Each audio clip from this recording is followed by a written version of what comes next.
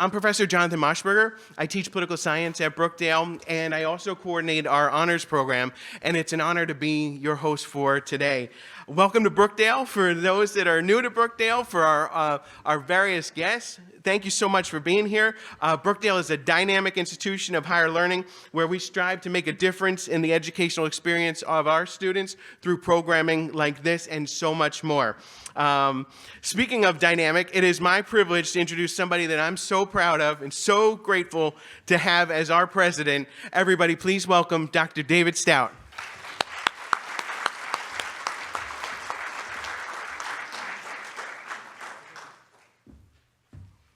Thank you, Professor Moshberger. Please give him a round of applause.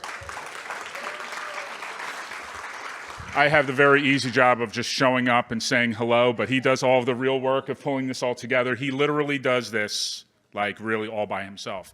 And I also have to give the kudos to the event staff who are always here to help do the setup, make sure that we have enough seats. Thank you to Jimmy and Connor and everybody who's here from events to make sure that the room is set up beautifully. But Jonathan pulls all this together every year. So I want to give kudos to you for all of your hard work.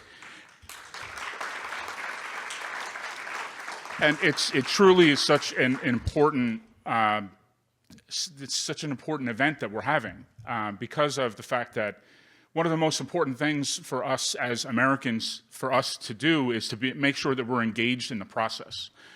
We can take this so for granted and just feel like we are sometimes the recipients of other people's decisions, right? We are the victims of what other people have chosen to do, but that's absolutely not true. We have the ability for us to be engaged, and we have the responsibility as Americans for us to be engaged in the process. So I want to, again, give Jonathan a shout-out, Professor Moshberger a shout-out for making sure that we have this event always leading up to the election, just to make sure that we remind ourselves of how important it is for us to be involved in the process. And for those of us that may not be as familiar with how to be involved, we have all of our friends here from local organizations representing both parties, representing organizations that are advocacy groups. Thank you for being here. To make sure that our students are aware of how they can become engaged and that you help to facilitate that engagement. So thank you guys for being here, all of our panelists. If you guys would give them a round of applause. The panelists, the groups around here, thanks for being here today. Also want to thank both of our keynote speakers, our county clerk, Christine Hanlon, as well as our afternoon keynote speaker, Assemblywoman Vicki Flynn. Thank you both for being here once again and delivering what I'm sure is going to be an exceptional keynote speech. Thank you. Also, and guys, if you would give them a round of applause, thank you for being here today. And also, just one more round of applause, please, for those who have agreed to be panelists for today. So they're going to share their experiences, elected officials, people who have been engaged in this process. They have chosen to be here, taking the time out of their day to be here to share their experiences with you. So please give them a round of applause as well. I have to unfortunately run out. I did want to be here, as Professor Moshberger knows. I like to be here for this event every year. But I do have to go to the inauguration of the new president of St. Peter's University. So I have to run out in just a minute. And I know, Professor, you want to try to get a picture together with almost everybody in the room. We're going to have our keynote speakers, our panelists, students in the room, elected officials. We want you to come up to the stage in just a minute when I say go. We're going to come up here. And we're going to take a picture together, and then unfortunately I'm going to have to run out of here. But I do want to say thank you again for everybody who is here. Make sure that you get engaged in this process. Do not let the day slip by and that you just decide, I have other important things to do. Make sure that you vote. Critically important. And one last person I just wanted to give a quick shout out to is our vice chair of our board of trustees, Barbara Hall, who's here. She always hates when I call her out and bring attention to her, but she is a person who knows this very, very well, the importance of being involved as a person who worked at very high levels in the state. So thank you, Vice Chair Hall, for being here with us today. All right, guys, thank you, and go. All right, everybody. So welcome back. Today is a very special day. I can't believe it's here. So much time, effort, energy, preparation went into planning our special event. I couldn't have done it without the support of so many incredible people, most especially my colleagues and students. So thank you all so very much. Truly appreciate you, and thank you from the bottom of my heart. Everybody that's here today, all of our guests at our tables, our panelists, our keynote speakers, and our students for coming out, our guests and colleagues, and so many people. Thank you all so much for all your help, support, and for being here. Is so truly appreciated. I wanted to tell you that we really have some amazing people at Brookdale. We really do, especially for anybody that hasn't been here before, those that are from the community. It's an amazing place with amazing people. We really do. I'm so proud to work here. I love what I do, absolutely love it. In my mind, that's what makes all the difference. You know, follow your passion, whatever you're passionate about, pursue that. And throughout my life, I always have strived to make a positive difference, and that's why I put programming like this together. I hope that today is a wonderful experience for you all, and I'm really looking forward to our time together. I wanted to mention a few things that are on our agenda. Hopefully everybody has one. If not, they're in the hallway. So we have a great lineup here. I'm going to introduce our keynote speaker coming up next, but take a look at the panels that we're going to have: civic engagement, empowering young voters. Also, if you haven't had a chance yet, in a little bit, we want to also stop by and visit our tables. We have here the Monmouth County Clerk's office.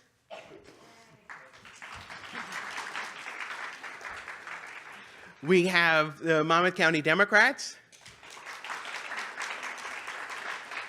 We have our students who are doing an amazing event called Promote the Vote. We'll tell you more about that in a little bit. They're up front. We have a combination of League of Women Voters and Energizing Young Voters over here. I put some tables up for promotional purposes because I teach political science and it's so important for everybody. I think every student should take political science regardless of major. It's something that's going to impact us for the entirety of our lives. It's so relevant, essential information that we can all take and empower ourselves. So I have a political science table. As I mentioned, coordinate the honors program. I'd love for any of the students here to check that out if you're interested. There's a table up there. Then we also have the Monmouth County Republicans are here. We have an amazing organization that does some terrific work here in our area. Fulfill. We also have the New Jersey Council for the Humanities. They have a terrific project called the Democracy Conversation Project and more. And we have the League of Conservation Voters. Check them out for environmental issues. And we even have disability studies, Ernest, over here. And so much more. You can take a look at the back as well and see what's coming up this afternoon. Students, if you didn't already know, you get a raffle ticket for going around to the different tables. The raffle ticket you put in a prize box up front, and you can win a prize at the end of the session. Right? So you just put your name on it and put it in the box up front. I have some things I'd like to pass around. These are petitions. If you are agreeable, one is that we should require civics education in high school.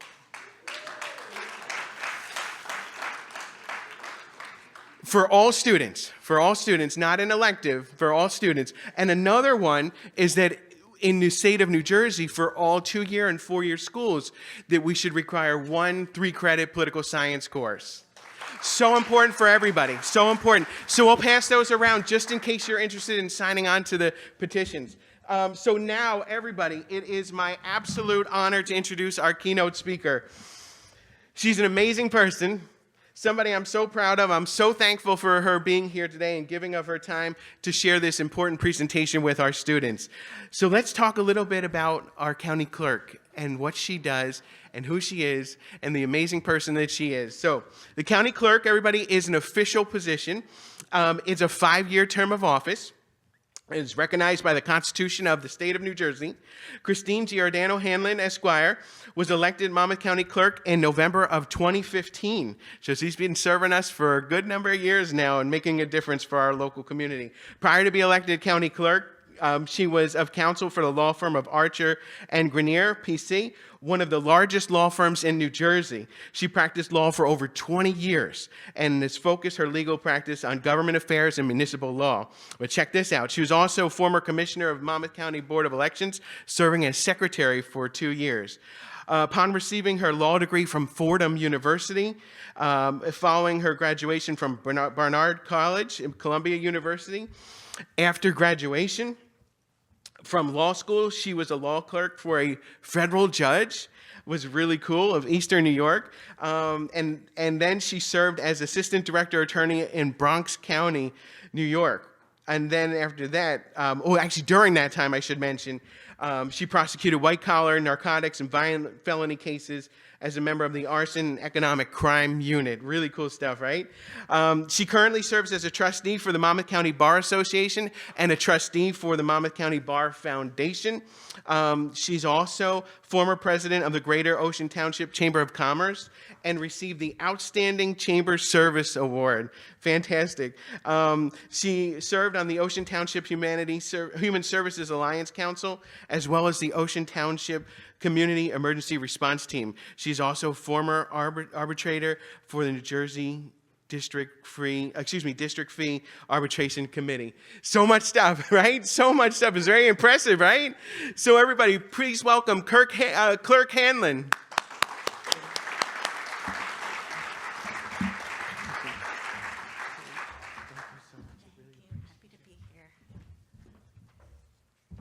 Good morning, everyone. That was pretty good, pretty good. Everybody's engaged.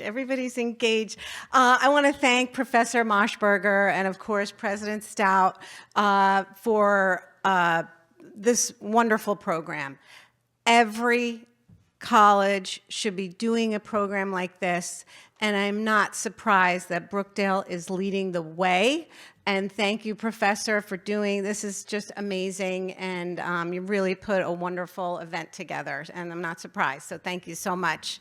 I'm honored to be here with my colleagues in politics from both sides of the aisle, and I'm really happy to be with all of you today. I think we may have some high school students, some college students, some faculty members.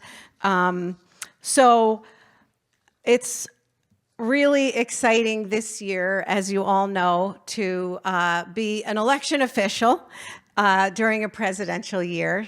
But we like to talk about why it's important to vote each and every year. So I'm going to talk mostly about the process, because we may have a lot of new voters or soon-to-be voters in this room. And it's really important to understand how the process works, because you don't want your ballot to be rejected, or you don't want to have an issue, and you really don't want to miss out on the important dates and deadlines. And I find that even, voters who are experienced voters may not know all of these kind of rules and regulations as they relate to voting. So this is a program that I do throughout the county at a lot of the schools to teach students and young people about why it's important to vote and how to go about the process. Before I get into my program, though, I just want to announce that my office, because we handle a lot of the archival records in the county, the historical records, we do Archives and History Day at Brookdale Community College each and every year, and it's a free event, October 26th at the arena. So please join us. It's a free event and learn about your history. Okay, so I'm going to get started. See if that works. Okay, importantly, why am I the person here talking to you? My office plays a large role in the election process in the county. My office doesn't do everything. There's 3 offices that participate in the process, but my office is responsible for preparing every ballot that you see in an election. We're also responsible for tabulating the results and certifying the results in the county at the end of the night. And also, we undertake a great deal of voter education. I like to show this video. This is a high school contest that I do each year, encouraging high school students to participate in the process, create a video as to what voting means to them and why it's important to vote. So I usually like to start out with this winning video from Long Branch High School. Oh, uh-oh.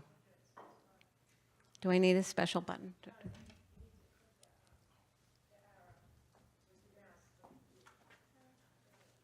There we go. Okay. The right to vote is more than just marking a ballot. It's a voice A choice and a chance to make a difference in our community, our state. and our country. Your vote matters. Voting matters because it allows us to influence the policies that affect our lives. It's how we bring about change. And support the issues we care about. You can make a difference. No matter which method you choose. The important thing is to make your voice heard. Now get out there and vote.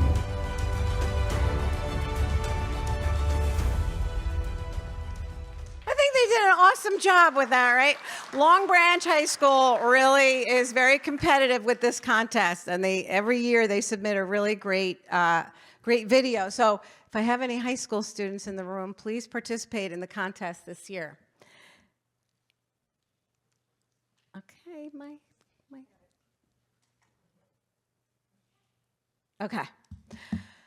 Before we get to this picture, I just want to echo the sentiments of those students that voting really, truly is a way to have a voice. If you want to influence policy, if you want to influence something that is going on in government, it is great to participate in all different kinds of things, organizations to do that. But if you are not a voter, it's very difficult to accomplish the things that you want to accomplish. Because just like everything else in this world that we live in today, elections are very data-driven experiences. Candidates, campaigns only have a certain amount of resources, whether it's human resources, volunteers, whether it is money. There's only so much that can go into campaigns, elections. And whether you vote is something that candidates and campaigns collect as a piece of data in everything that they do when they are working to win elections or make determinations about policy. And it is public information whether you vote. It is not public information how you vote. But whether you vote is something that people take into consideration when they're deciding, am I going to spend my time and resources talking to this group of constituents? And it's very important that you are a voter, not just every 4 years when everyone is paying attention because it's a presidential election, but because if you're a voter each and every year, candidates and campaigns know that this is a person who cares. This is a person who's coming out to vote. And if you have thoughts and if you have positions that you want to make heard, the best way to do that is to be a voter each and every year. And when I first ran for office, only 22% of the voters came out to vote that year because it wasn't a presidential year, it wasn't a governor election. And when I saw that happen, I said, this is going to be my mission, to go out and make sure that students and people are engaged in the process, they understand the process, to encourage people to participate each and every year, not just in the presidential election years. Because I like to say to people, the daily things that affect your life, the important things that you're confronting each and every day. Those things, in many respects, are determined more by your local officials, maybe your state officials. There are so many things that impact you, whether it's a school election or an important question that's on the ballot, or your local officials. Those elections are just as important as the big elections that are on TV and getting everyone's attention every 4 years. So I do like to tell this story about this particular person on the screen because this is a real person. And this is a story about how every single vote matters. A lot of people think, well, you know what, there's so many people voting, my one vote doesn't really matter. But here in Monmouth County and other places around the state and around the country, sometimes the elections come down to just a couple of votes, maybe one vote. Maybe like in school board elections that we have here in Monmouth County, maybe it's a tie. And it's shocking to think that that might happen, but it actually does. And this person was a first-time voter several years ago, and for whatever reason, she went to vote, and her name was not in the poll book, so she had to vote on what we call a provisional ballot, which is a paper ballot that gets checked out later on, and if it's good, if the person's eligible to vote, it gets counted. So her ballot, her provisional ballot, went to the election offices, and for whatever reason, there was another glitch, and there was a number wrong on her driver's license. Something like that happened, and her ballot was not counted. And the election came down to one vote. And her candidate lost by one vote. And she said, you know what? Oh, this is my first time voting. I am going to make sure that my ballot gets counted. And she went to court, and ultimately the judge said, no, that ballot should have been counted. It was just an error. And her ballot was counted. The election ended up being a tie. And then there was a new election, and the candidates she supported ultimately ended up winning. But it's just a real example here in Monmouth County how every single vote really does matter. Okay, so I like to talk to students about who can actually vote. We do have, every state has rules and regulations as to who can vote. You must be 18. You have to be a resident of your county for 30 days before the election. So you can't just move into a county the day before the election and vote there. You may be able to vote just like for president, but you can't vote for all of the other elections that are taking place because you haven't been in the county for 30 days. You must be a United States citizen, and you cannot be serving a sentence of incarceration for like a high-level offense at the time of the election. And very importantly, you have to be registered to vote. So October 15th this year, if you have not registered to vote, you must register to vote by October 15th. In New Jersey, you have to register to vote 21 days before an election.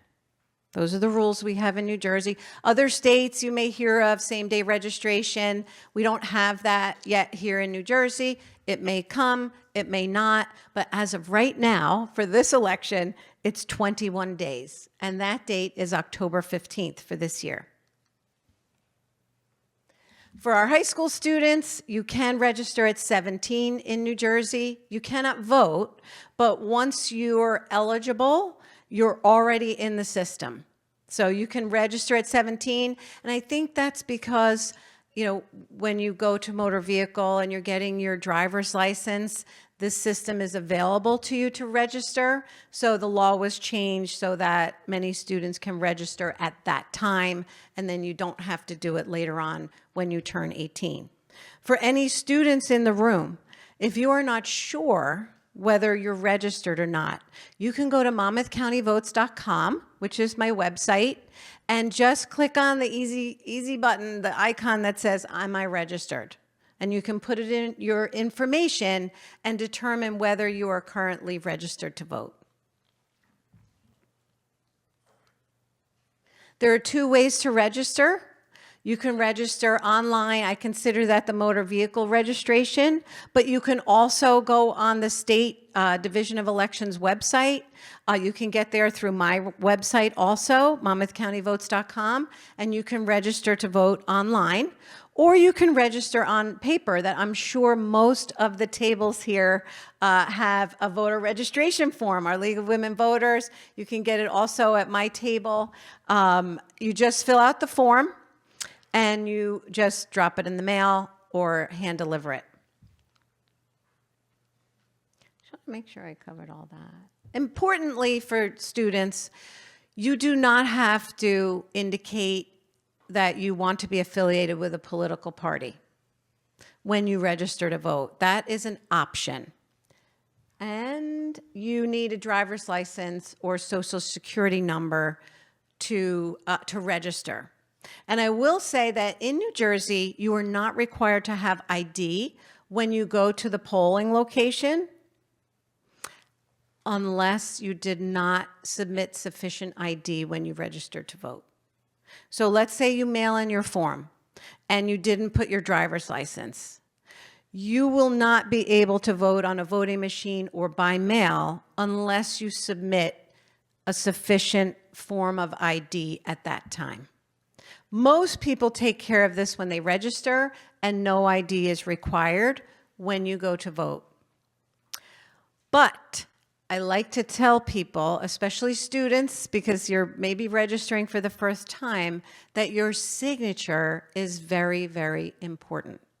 Whether you sign at motor vehicle, whether you sign online, or you sign on the voter registration form. Because your signature becomes your identification when you go to vote. And there is a signature comparison when you go to vote, whether it's at the polls or by mail, to determine, hey, is that really the voter who submitted that voter registration form? Because in New Jersey, you're not required to have ID when you vote, the signature becomes that piece of identification. So if your signature is, a full fancy signature, don't register to vote with like a line or a scribble or something, because then you will be asked further, for ID because something doesn't match. Whoopsie. Okay. So in New Jersey, we have 3 ways to vote, and I just want to let everyone know that at my table, we have these first-time voter guides, and people who are not first-time voters can take it also, and it outlines all of this information. So I don't expect everyone to remember everything, but please be sure to grab one of these pamphlets because it talks about all of these different things that we're going over today. So in New Jersey, we have 3 different ways that you can cast your vote. One is by mail. You also can vote early on a voting machine, which we'll talk about, or you can vote on election day on a voting machine. Okay, so early voting, which is the newest way to vote in New Jersey, is a new process, relatively, where you can go out to vote before Election Day and vote on a voting machine at certain locations in the county. And you can go to any of these locations to cast your vote early. For a general election, like the one we have coming up, it's a 9-day period prior to Election Day, and we have 10 locations in the county where you can go to vote. Easy to find the information, monmouthcountyvotes.com, and I encourage everyone to go out and vote early this year. Do we have eligible voters in the room? Raise your hand if you're eligible to vote this year. I encourage you to vote early because we have relatively new voting technology all across the state. And some people may not have experienced this voting technology before. And the process is a little bit slower than it used to be years ago. And one of the concerns I have is that on Election Day, we'll have maybe In Monmouth County, we may have 300,000 people coming out to vote on election day, or coming out to vote this year. And the process, because of the technology and because of this new paper trail that we need to have, it's a little bit slower. So I don't want people to get discouraged when they go out and vote on election day because there might be a line or the process might be a little slower. That's why I tell people, go vote early on a machine. It's the same experience, or vote by mail, which we'll talk about also. Before we get to vote by mail, though, on election day, I just want you to know that voters can only go to their assigned specific location on election day. For early voting, you can go to any of the 10 locations and your ballot will appear on the screen. But on election day, as a voter, you must go to your assigned location in your neighborhood, your geographic area, to cast your vote. And if you go to the wrong place, you might be sent back to the place where you're supposed to vote, or you may get a provisional ballot to vote on, a paper ballot, which will be reviewed and counted later. So all you need to do is check the sample ballot that you will get in the mail. Every voter gets a sample ballot throughout the state, and it will tell you where you are supposed to vote. Unless you're a vote by mail voter, you won't get a sample ballot because you already got a vote by mail ballot. This is a little video about the technology we have and what happens when you go to the polls either early or on election day.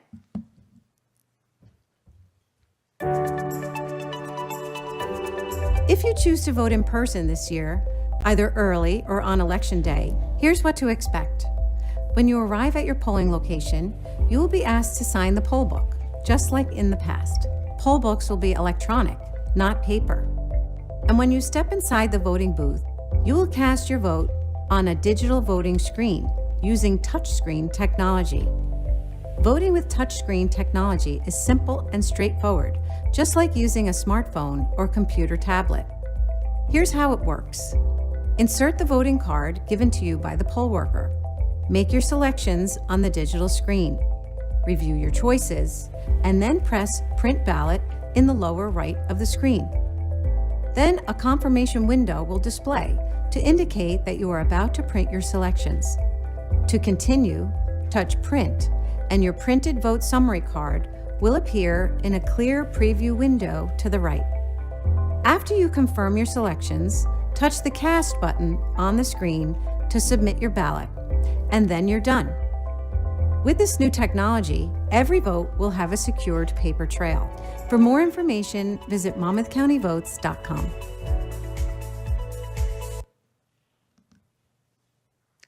Rochelle, can you advance that? Okay, thank you. Okay, so that's voting in person. And we're going to talk a little bit about voting by mail because many students end up voting by mail. So the most important thing to know is that anyone can vote by mail for any reason whatsoever. You don't have to be away, you don't have to be sick, you don't have to have, some kind of, inconvenience. Anyone can vote by mail. And I have to say this year we've already sent out, over 60,000 mail-in ballots for voters who are choosing to vote by mail. In order to vote by mail, you need to fill out a vote by mail application, which is in the voter guide, and we'll get to that in a moment. But it's a very easy process, but it is important that you fill out the forms correctly because your signature will be compared to the signature on file in the voter registration list. And you want to make sure that you fill it out correctly so that there's no issue with your ballot. I like to tell students that when you are filling out a vote by mail application,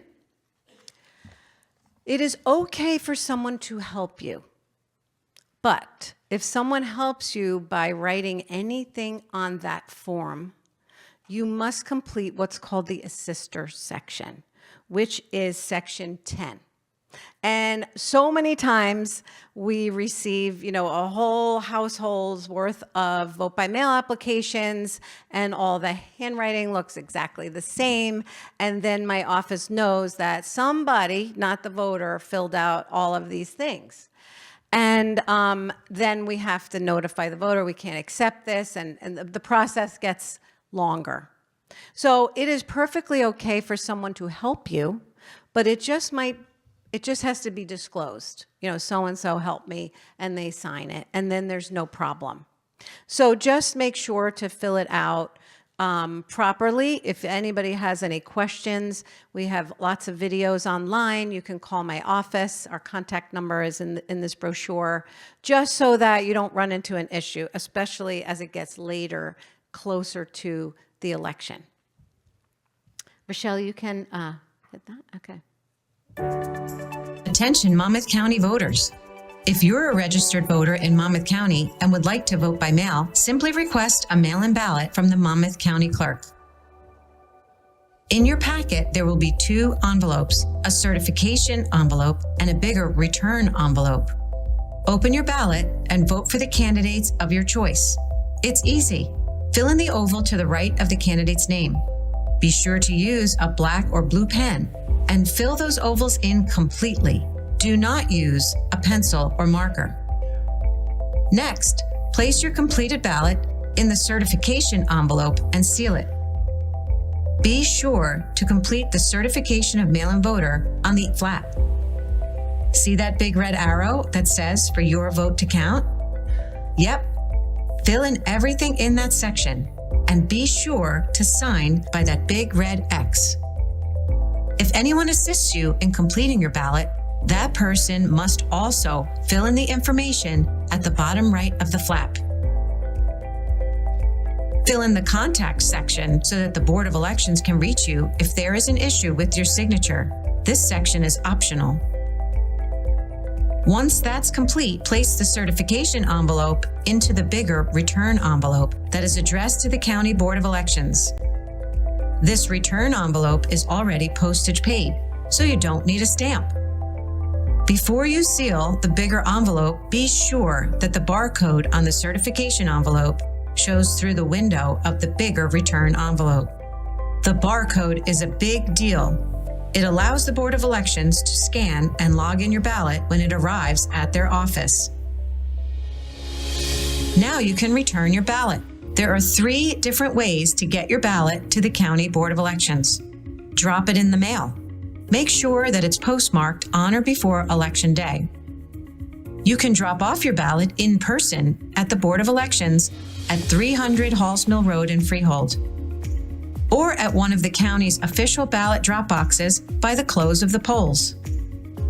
For more information on drop box locations, visit monmouthcountyvotes.com or download the county clerk's free elections app, Monmouth Votes. Whichever way your ballot arrives at the Board of Elections, every ballot is thoroughly checked to ensure that the voter's signature on the certification matches the same voter's signature that's on file with the county. The County Board of Elections officials will reach out to a voter if there is a signature issue. Here are a few more important points. If for some reason you lose or damage your ballot, don't worry. Contact the county clerk's office for a replacement. If you need help returning your ballot, you can designate someone to assist you, but make sure the bearer section on the bigger return envelope is completed in your presence. While it might seem obvious to some, do not turn over your ballot to someone you don't know or trust. For more information, visit monmouthcountyvotes.com or download the free elections app, Monmouth Votes.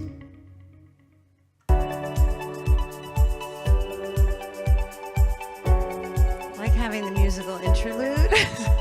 I just want to note also with voting by mail, some people say, I don't want to drop my ballot in the mailbox because I don't know what's going to happen. I don't know if it's going to arrive.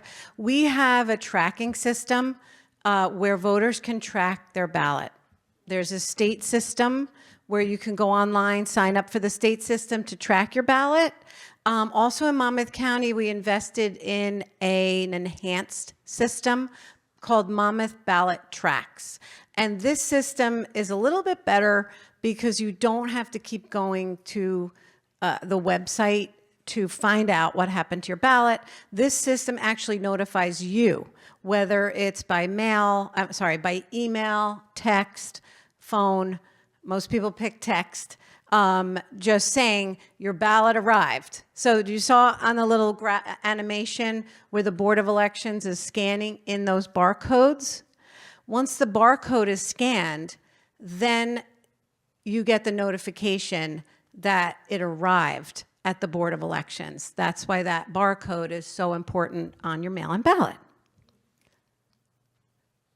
Okay, I'm worried about time, so I just want to go into resources that you have here in Monmouth County. MonmouthCountyVotes.com has lots of information about elections, voting, many more videos about the process, how to participate, and also our elections app, which is free. You can download, and all of the information is at your fingertips, whatever forms you need, videos, election results. So please, if you need information, please go there or contact my office, and you can ask questions here today. So with that, I'm a little worried about time. Are we okay on time for a couple of questions, if people have questions? I just wanted to open it up for questions if anyone has questions about what we talked about. I don't think so. I guess we covered everything. All right, well, thank you, everyone. I'll be here for a while, and it was a pleasure talking to you today.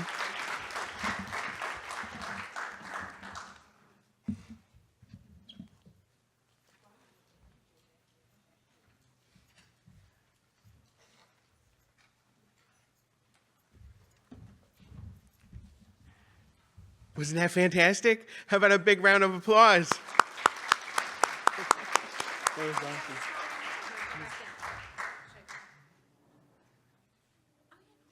Okay, you sure? Oh, all right. Okay, all right.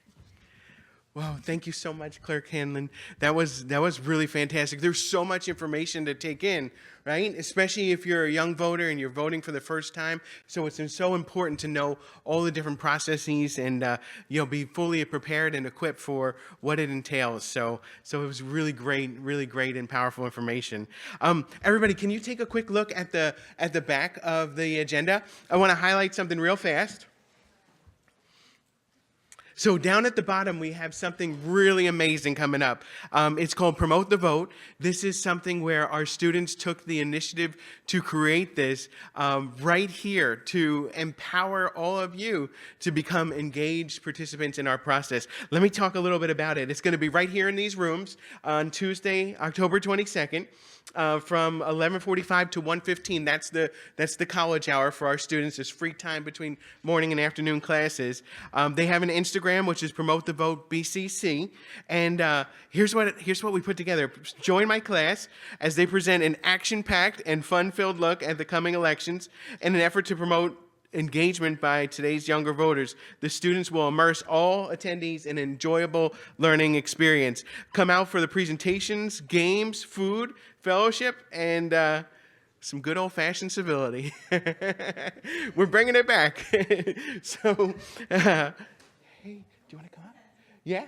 Okay. So the students have been hosting a table over on my right side, your left side, and it's called Promote the Vote. You want to stop over and see them when you get a chance. But now I want to introduce you to Alana and Lexi, who are going to talk a little bit more about their awesome program.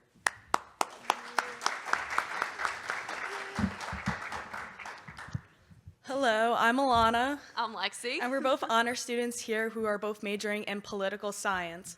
So as I entered high school, I happily took AP Government and Politics and Honors We the People to expand my knowledge along with my fellow peers. I did not just learn about landmark Supreme cases last year, but I learned something much more valuable. One of our biggest challenges our society is facing is how U.S. citizens ages 18 and older are not aware of their constitutional rights and the true importance of participation in our government.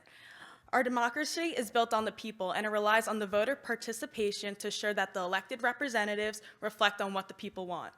As I would talk to my friends, many of them felt that voting was not really that big of a deal and that one tiny vote really doesn't make a difference in the large and divided world that we live in. With everyone in my generation thinking this way, or most people do think this way, certain groups, often older, wealthier, and more educated people, tend to be overrepresented in our government, leading to policies favoring those groups, neglecting the needs and the wants to younger generations. This creates an ongoing cycle of feeling discouraged and hopeless that your vote never truly matters and that your voice will never be heard. The lack of civic engagement stems from the lack of education and registration awareness our generation is facing. Although registration is the first step, we often found that quotas were never effective in promoting true civic engagement. Many even dread voting as it seems divisive and a difficulty to compromise on. It was not until our senior year at Marlboro High School that we were able to find a way to promote voting in a fun and relatable way. We've been privileged to be a part of Promote the Vote, a program set up for Brookdale students to show the importance of participating in government and to reveal the discomforting truth America faces.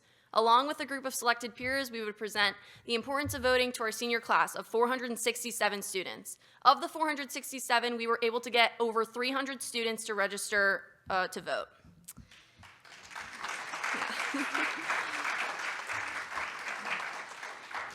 And we hope to take this tradition from our high school and bring it to Brookdale to create an even bigger change. We are honored to be on the front line of educating our peers about the privilege of having the ability to vote. Yeah. So with us promoting voting in a fun way and relatable way, I think it'll be a really good turnout, and hopefully we could get more people to register within Brookdale. So yeah, thank you. Please join us, Yes. October 22nd.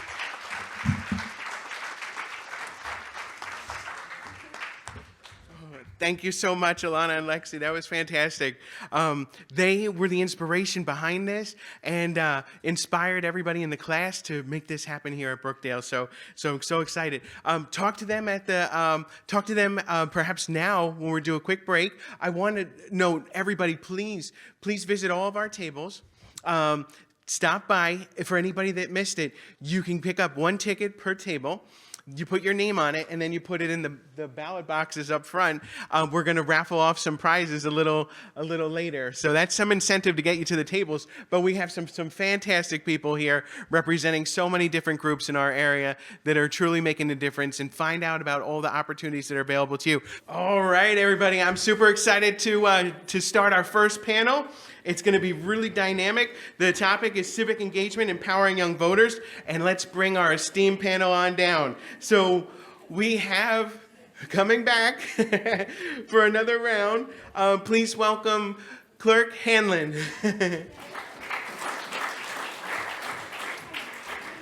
Next, everybody, please welcome a dynamic colleague of mine, somebody I'm so proud of, and he makes a difference for his students and for our department here at Brookdale.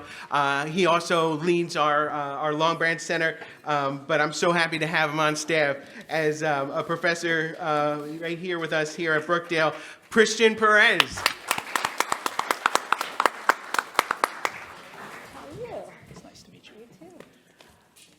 An inspiration of mine, somebody who's just an incredible, amazing human being, actor, poet, storyteller. Please welcome Lorraine Stone.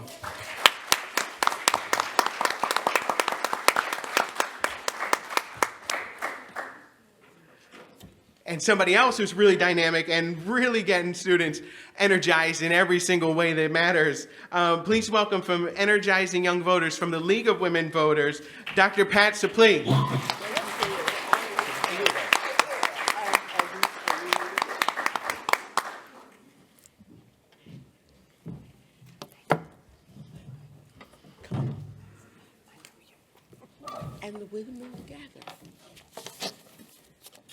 Wow, all right. Well, thank you all so very much for being here to engage with our students today. It really means a lot, and I'm so thankful for each and every one of you. Our pursuit is a noble one. We aim to make a positive difference. Together, let us explore civic engagement, empowering young voters. So our first question is, please tell us a little bit about yourself and your pursuits.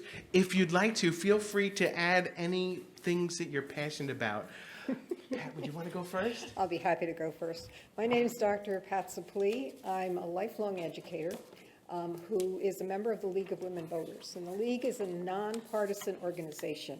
And I sometimes ask kids what that means, and they're not sure, so I'm just going to tell you. It means that we don't take a position on politics. We don't say one party's better than another.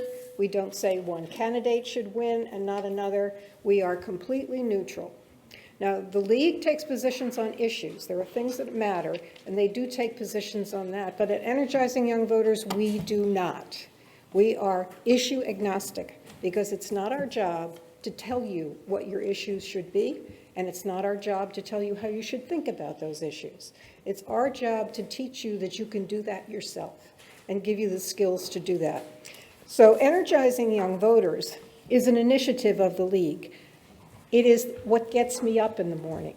I have the opportunity to work with young people like you and older people like me all over the state and now in 11 states across the country who are using our educational materials. We also have a youth leadership program, and I get to work with the most amazing young people that just blow my mind. When I think of what your interests are, what you're able to do as a young person, it gives me great hope for the world. So that's me. I am Energizing Young Voters. It's my life. It's my passion. And I also kayak.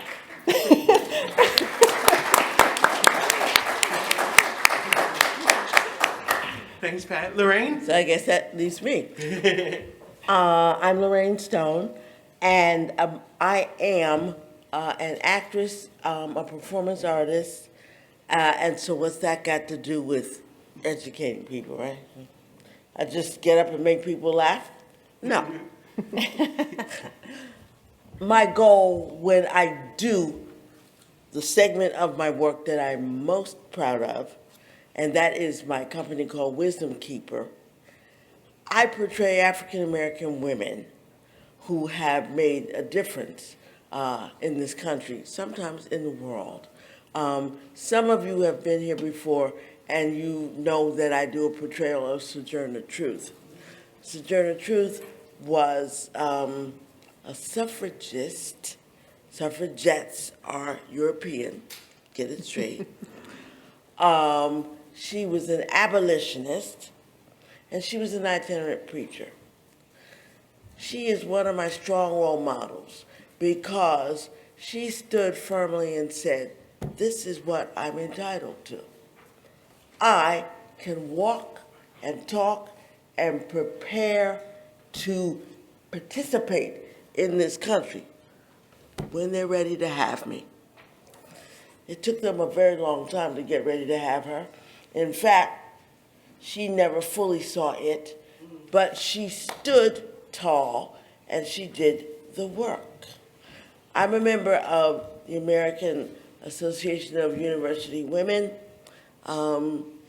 There are programs that we do to get young people involved and get engaged. I have volunteered with the League of Women Voters. I've gone into schools. One of the most fun things I did was go into the Asbury Park Middle School.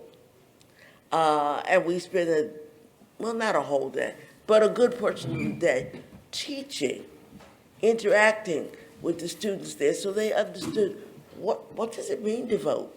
What is a vote? Why is a vote important? Who can vote? What are we voting for?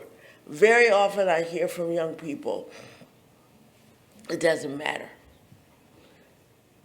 And what Amy said earlier, I'm just one vote. It doesn't really make a difference, and I love that example because one vote, first of all, you give everything you have, and what do you have? One vote. Let me hear it. One vote. Yeah. And you give that, and you give one, and you give one, and you give one. Young people need to understand we do not exist in a vacuum. We do not grow because we sit by and think somebody else can do it or will do it. It's not true. Sojourner didn't think that. She knew better than that. Harriet Tubman is also one of the women that I portray. She didn't sit down and think, oh, gee, well, it'll happen eventually. Well, we know Harriet didn't think that. We know all the things that she did. It is important when I can't do much when I'm at work in the polling place because I get thrown out of there. But what has surprised me is that later out in the world, a young person will say to me, didn't I see you when I came to vote? Oh, yeah, you did. And I can say, are you going to come back again to vote? Are you going to bring somebody with you? It really is each one teach one. I'm one, I'm teaching one. When I teach you, I want you to teach somebody else. And I'm going to keep on doing it until we're all voting, until we're all participating. And we can change the things that we want to change if we take it on, one vote at a time. Okay. Awesome. I think Thanks we're so done much, after Lorraine. that. We can go. No, That's we all can go to the right. next question. Yeah, so I'm Christian Perez, a Monmouth County native, born and raised in Long Branch, New Jersey. I got my degree from Kean University in 2006, a BA in political science, very similar to Professor Moshberger. Got my master's in political science from Kean University, very similar to Professor Moshberger. I have been teaching political science at Brookdale. This is my 10th year here. I am the associate director of Brookdale at Long Branch, and I hold a number of titles and wear a number of hats here at Brookdale. I'm the vice chair of governance. I used to be chair of the Diversity Council. But what I like to do, my personal civic engagement work, is I like to lecture on the danger of conspiracy theories, right? So like starting off as a kid, I got into like the aliens and the Bigfoots and all that, and you realize that stuff, you know, whatever. But when you get older, you apply like a scientific perspective to all these stories, all these ideas, and you realize some of it's rooted in reality, some of it isn't. So I've delivered spot talks at Scholars Day here at Brookdale. I've led workshops at Change Colloquiums. I'm a Change volunteer. Please, please, please, if you have the time, go check out the Change exhibit behind the Bank Here Library. Awesome, awesome opportunity. I've spoken for the Human Library. I've been on a couple podcasts. I had a brief web show. You know, I have witnessed the destructive impact of conspiracy theories. I had a close friend who went down the rabbit hole, and he has since lost his mind. Last I checked, he was on a rooftop with a megaphone with his shirt off screaming about stuff. I watched somebody who was a very open-minded Renaissance man close his universe off to ignorance, right? At a college, we want you to have open minds, but there's a saying, don't have a mind that's so open that your brain falls out. And we need to be honest about that. And, you know, one of the reasons I stand up against conspiracy theories is because conspiracy theories, they can create an environment where all kinds of bigotry and prejudice can flourish. Anti-Semitism, Islamophobia, xenophobia, transphobia, right? A lot of the fears we have of these communities are rooted in conspiracy theories. Conspiracy theories that go back hundreds of years, right? When we talk about anti-Semitism as we deal with it today in 2024, a lot of these lies and rumors and myths that we hear about Jews, that started in the Middle Ages, right? I mean, this is not new. When we hear about lies about immigrants and all that stuff, violence, that is not new. All right, so that's how I advocate. That's how I engage civically. Feel free to look me up. Feel free to have a chat. And I'm really excited about this panel.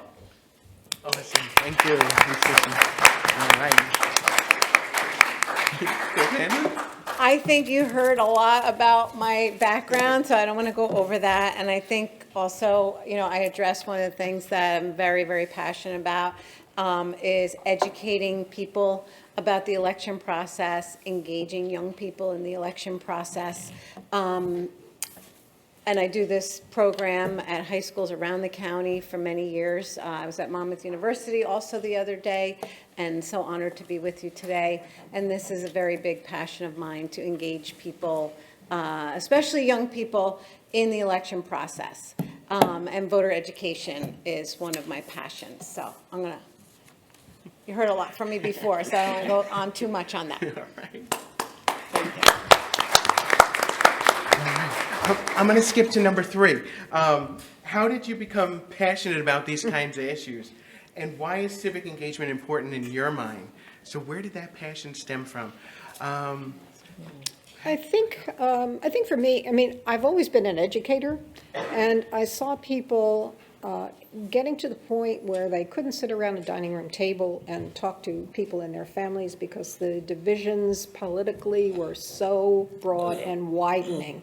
And I thought, you know, that's not the way it should be. We should be able to talk to one another. And what can I do about it? And being a member of the League, I thought, all right, let's start figuring out how we can educate people. So I think we've done that. One of the things, before I go further, that I forgot to mention when I first went around, I don't know if you know it. This is a piece of data that comes from Circle, which is an organization at Tufts University that studies youth voter turnout.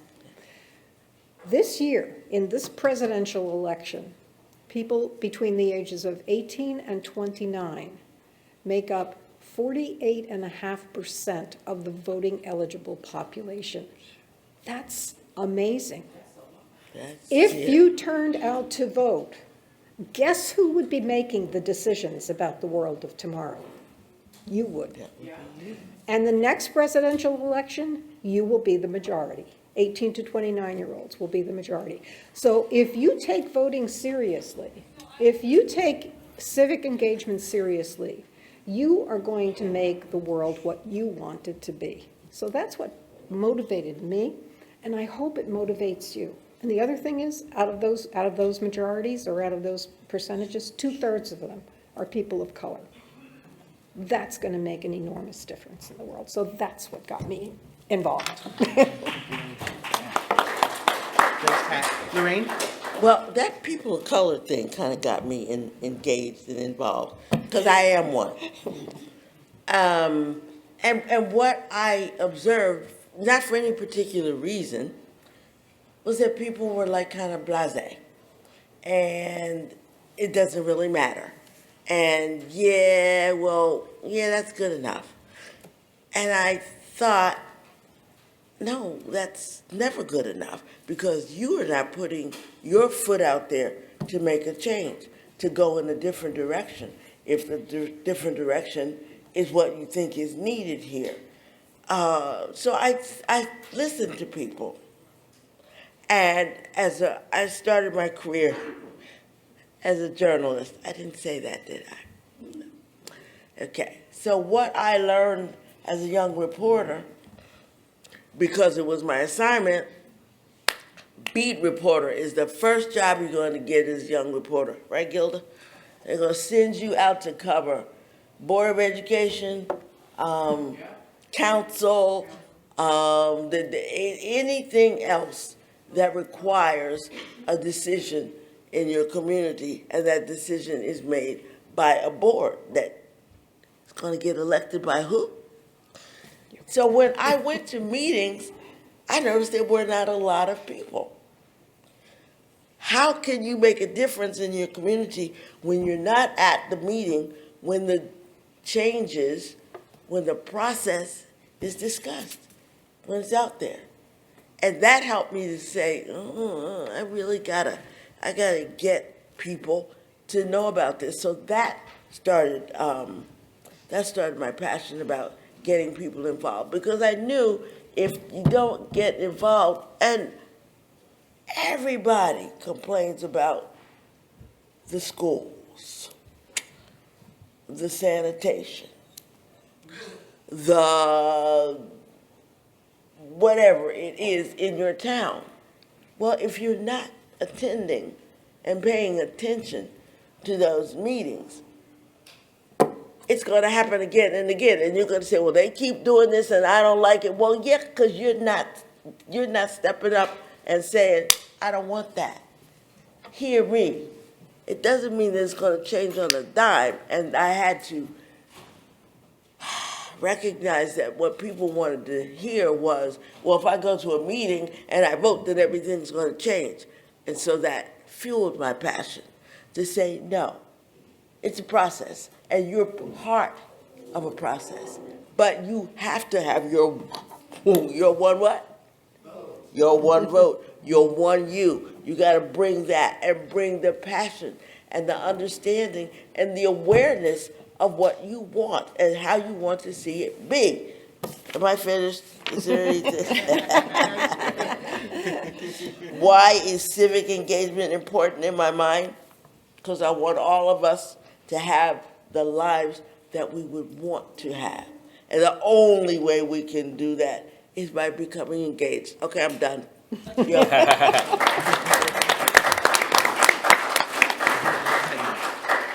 So one of the things I like is the fact that, American democracy is a little bit older than a lot of other countries. So our democratic project is going to look a little bit different. So I've always liked the fact that as Americans, we can kind of mold our world. So if you look at a lot of early immigrants to the United States, particularly, what we would call ethnic whites coming from places, like Eastern Europe, Italy, and so on and so forth, there's the push and the pull factors, right? One of the pull factors was, hey, I can go to a place now and I could organize with my friends and family, like-minded individuals. I can get school programs, parks. I can run. I can vote.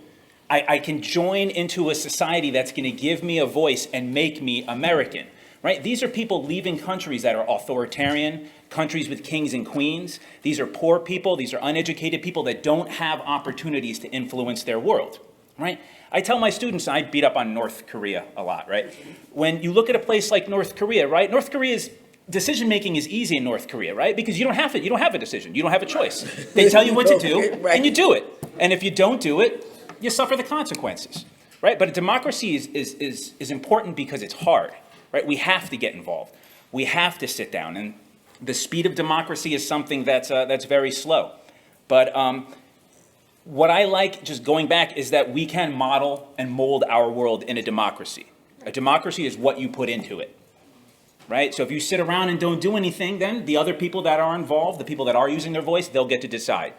You don't get a seat at the table. The vote is the seat you get at the table, right? Unless you want to join an interest group, join a political party, and do other things. But why is it important in our mind? Because this is the role of somebody living in a republic in 2024.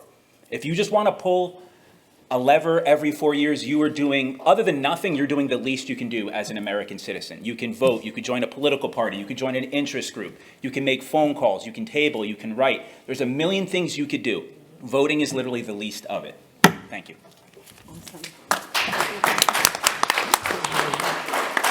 I'm just going to say ditto. No, to all of these things. But in terms of just answering the question, I kind of was passionate about a lot of these issues in a variety of ways since I was really young. And I was fortunate that my parents were very involved in elections, campaigns, going back to, they were teachers in the Bronx and, in the city, and we're very active in the community. They were very active community members. So I learned at a very early age to be very active in whatever it is your world around you. And it's so rewarding and so fulfilling and something that you can really be passionate about, and picking those things, picking that issue that is important to you. Get out from behind the screen and be a part of things, because otherwise you're just a bystander and things are happening for you. So this goes back to when I was very, very young, getting engaged in community, school, student government, student council, being involved in all of these different things. So it was just always something that I did. And actually it surprised me when other people that I knew were not. And I was like, how do you not know that? Or why aren't you involved in that? It was just something that it was always part of my life. And then as I became the clerk and I'm seeing, the low voter turnout, or each and every year we have elections where you have no candidates. Nobody. on the ballot.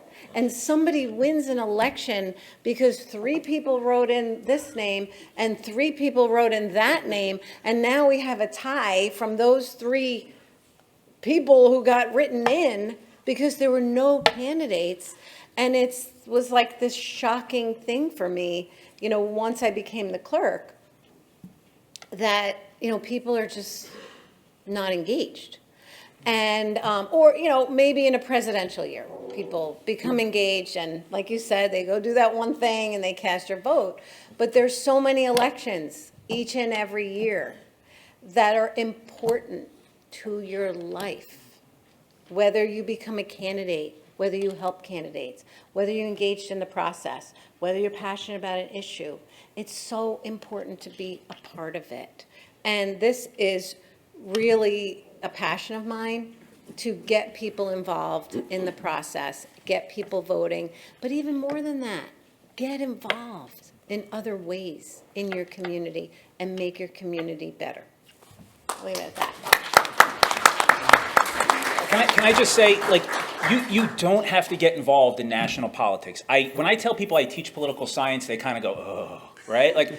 I get it, right? It's not always easy, it's not always, but you don't have to leave your hometown. You can join your environmental commission. You could join the school board.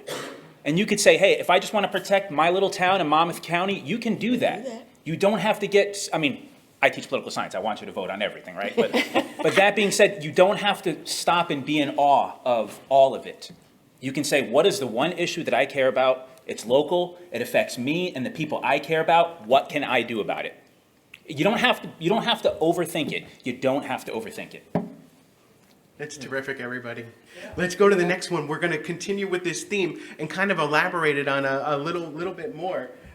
So how do we get younger voters to take their engagement to the next level? Pat, what are some ways we can do that? Oh my gosh, I could talk forever, but I'm not going to, because my mantra when I'm speaking with people who are interested in what we do in energizing young voters is just think about the first thing that you can do. So over on my table, if you're not yet able to vote, so if you're not yet 18, if you're not yet a citizen, if you're not in Monmouth County for 30 days, come get a button that says, I can't vote, but you can, and wear it, and talk to people about it. If you want, you can also take one of these, but if you are a voter, if you are registered and you're going to vote this time, this is a plan to vote. Make sure you go through these steps mentally so that you can get in there and vote. On the other side, there's the New Jersey Voter Information Portal, and that's a good point. Christine Hanlon mentioned the Monmouth County Votes one, but I know there are people in here who are not from Monmouth County. So the New Jersey Board of Elections has a similar website for all counties. You can get what you need there. I would like to say that the lessons that we offer, they're learning modules. They're all interactive. Many of them are game-like. They are fun to use in class. And the best teachers of those are you. So if you think that you would like to get involved, you can learn how to do these. We will walk you through everything. You're never in there alone. But take one of the cards that's over on the table and pick one lesson. Maybe you want to use an avatar game to have people find out about the history of voting rights, or maybe you want to talk about the data that I just said and let people know that they have the power if they use it. So those are some of the things that I think we can do.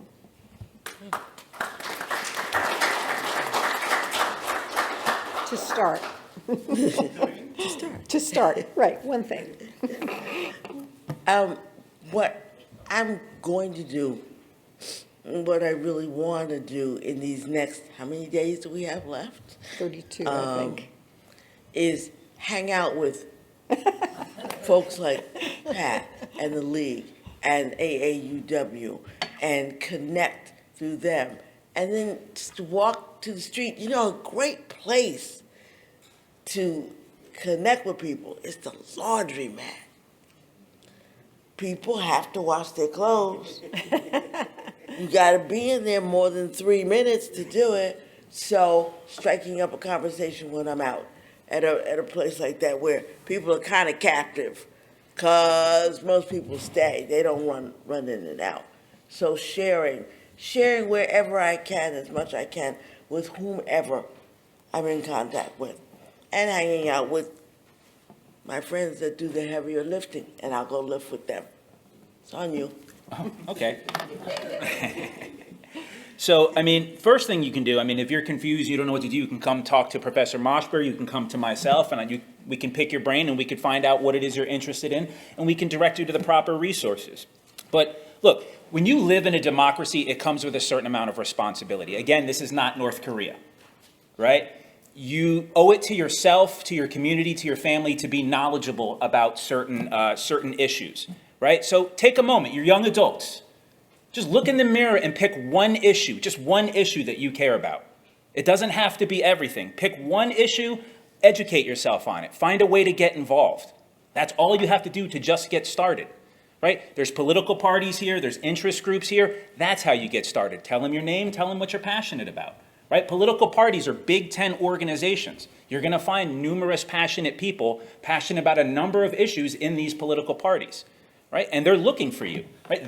The political parties, interest groups, that's one of the vehicles you use to change your world, to influence your world, right? That's why we have political parties and interest groups. So you can come chat with me, you can chat with Professor Moshberger, you can use the Google machine, you could look in the mirror and think about what you want, but there's a number of different actions that you can take. The internet is a wonderful tool, and that it could lead you in a lot of right areas.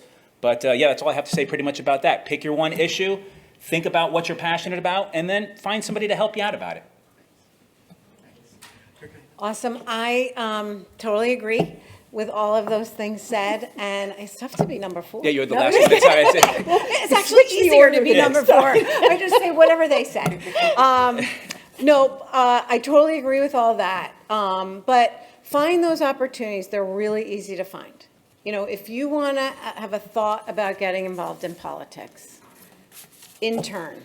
There's so many internships available for students. Volunteer.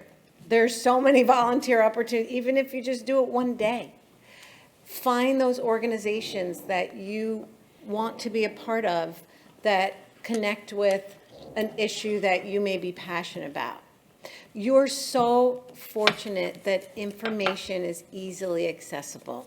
Use it to your advantage. When I was growing up, it was not so easy to figure out how do I get involved in this, or how do I get involved in that? Because we didn't have the internet. You know, there's so much information out there to just find out, how do I get involved with the local such and such in whatever my town is. There's so many easy ways to get involved. It's just taking that first step. And this is one of the best ways to do it. But even for friends, you know, who may not be here today, even within your school, you can go probably to anyone, any faculty member, and ask that question. How do I get involved in whatever it is that you want to do? It's so much easier for your generation than it was when I was growing up, because it took a lot of effort to go find those avenues. It's so easy now, just taking the first step.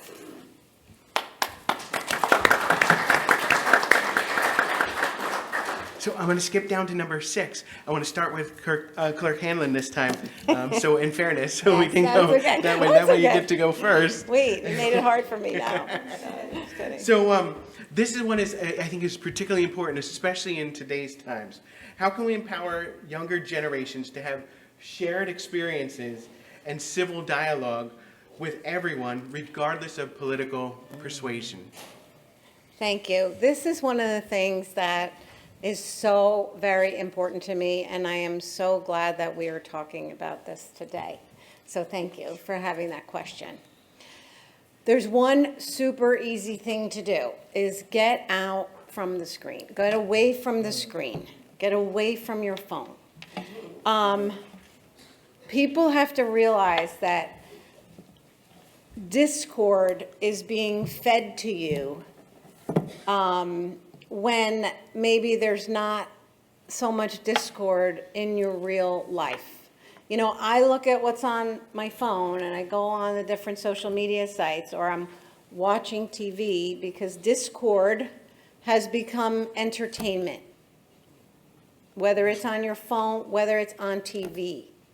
But when I take a step away from that and I look at my world around me, right here in my environment, I say, wow, there's so many wonderful people around me.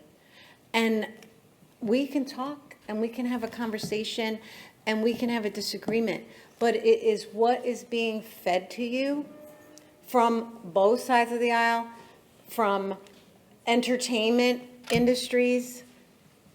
It's discord.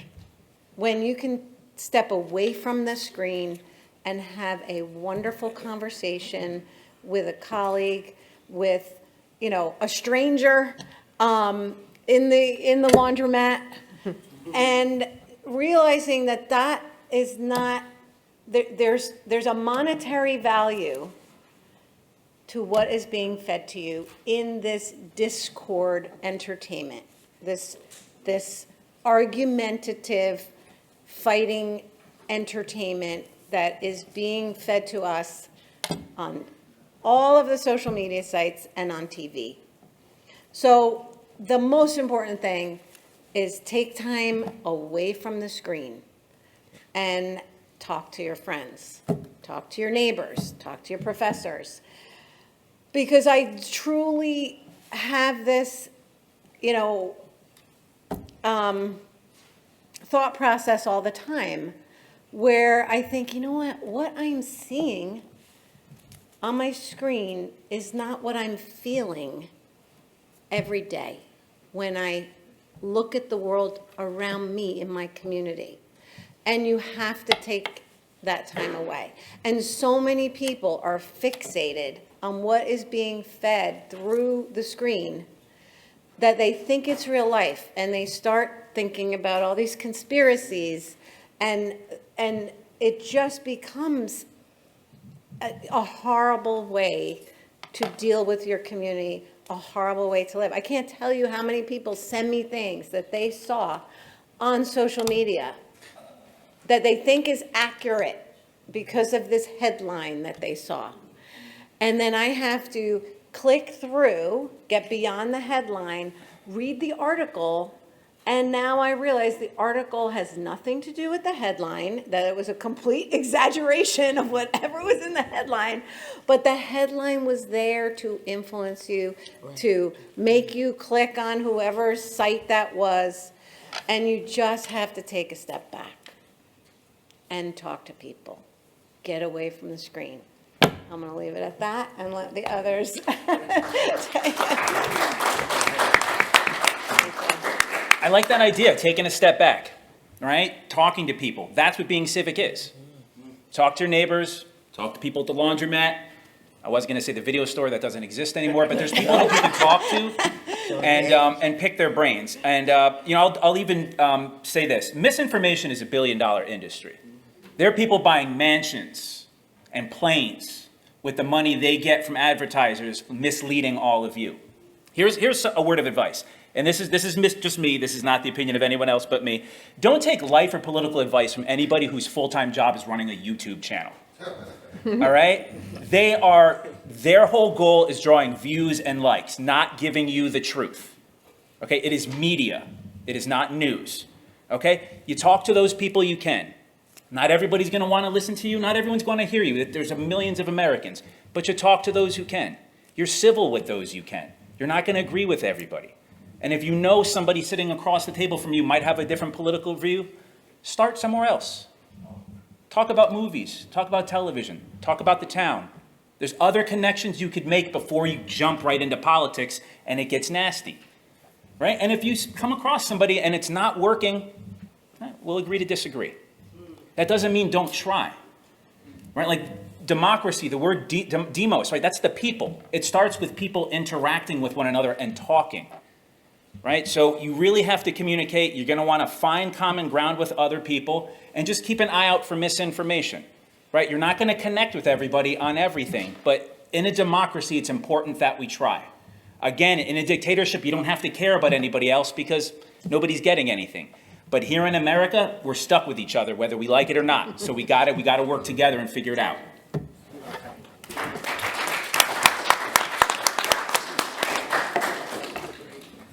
How can we have a shared experience if we don't share?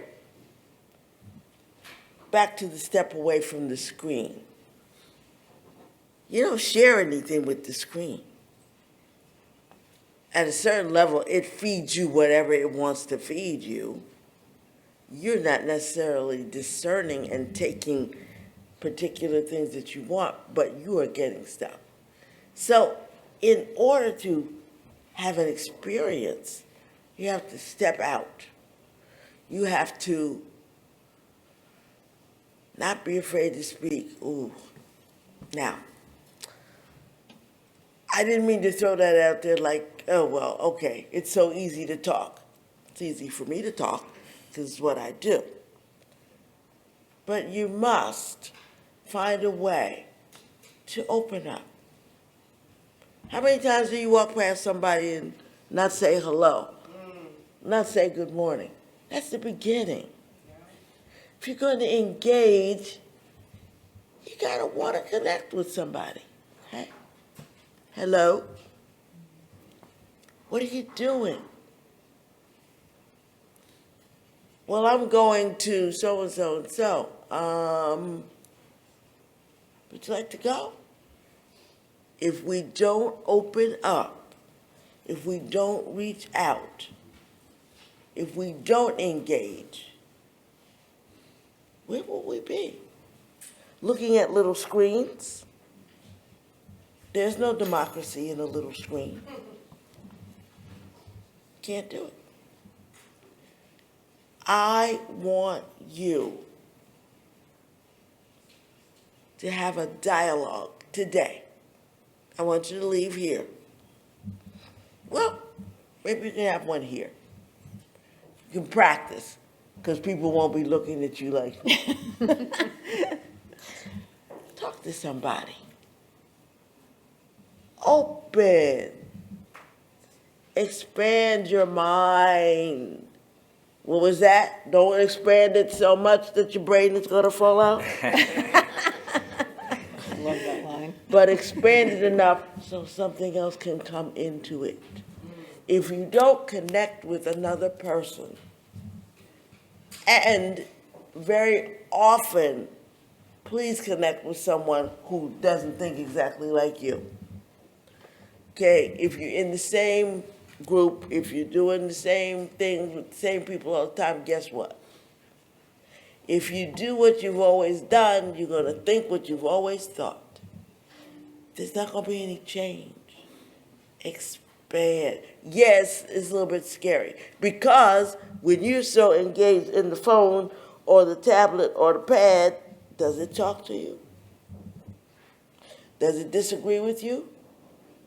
Nope. We have to learn to disengage. Okay, we adults up here have done you a disservice in some ways. Now, we've given you these wonderful little square things to look at and input, but there's been a price. We all learned everything that we knew from talking and listening. That's the other thing I want you to do. I want you to listen. You have two of these, one of these. What do you think? You need to listen, because you can gather more information and more experience. And then you might be able to talk about something. But if you don't have anything, you haven't gained anything, what are you going to give out? That's the way you engage, through listening, opening up, and sharing.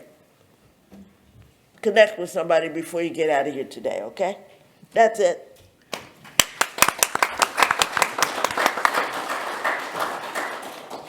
This question is something that gets to a really personal part of me. I mentioned in the beginning about that period of time when families couldn't even talk across the kitchen table because the positions were so different. And that was true in my family. There were some real heartbreaking breakups. And it's still true today. However, one of the things that we've been able to do over the course of time is to have as a mantra there's much more to our relationship with one another than politics.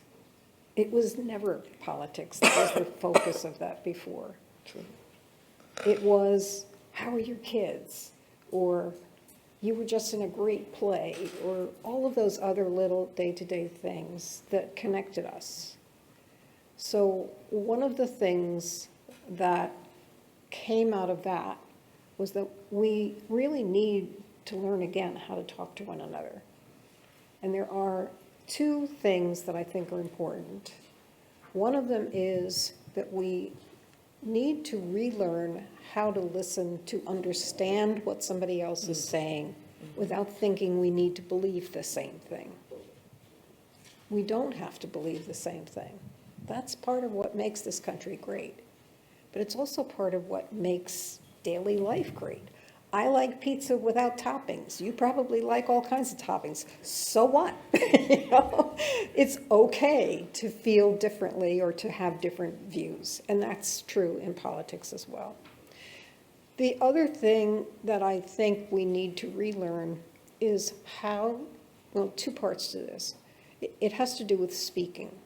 I think we need to relearn that we have a responsibility not to keep our mouth shut, that we do have a responsibility to express what we believe, but that we can do that in different ways.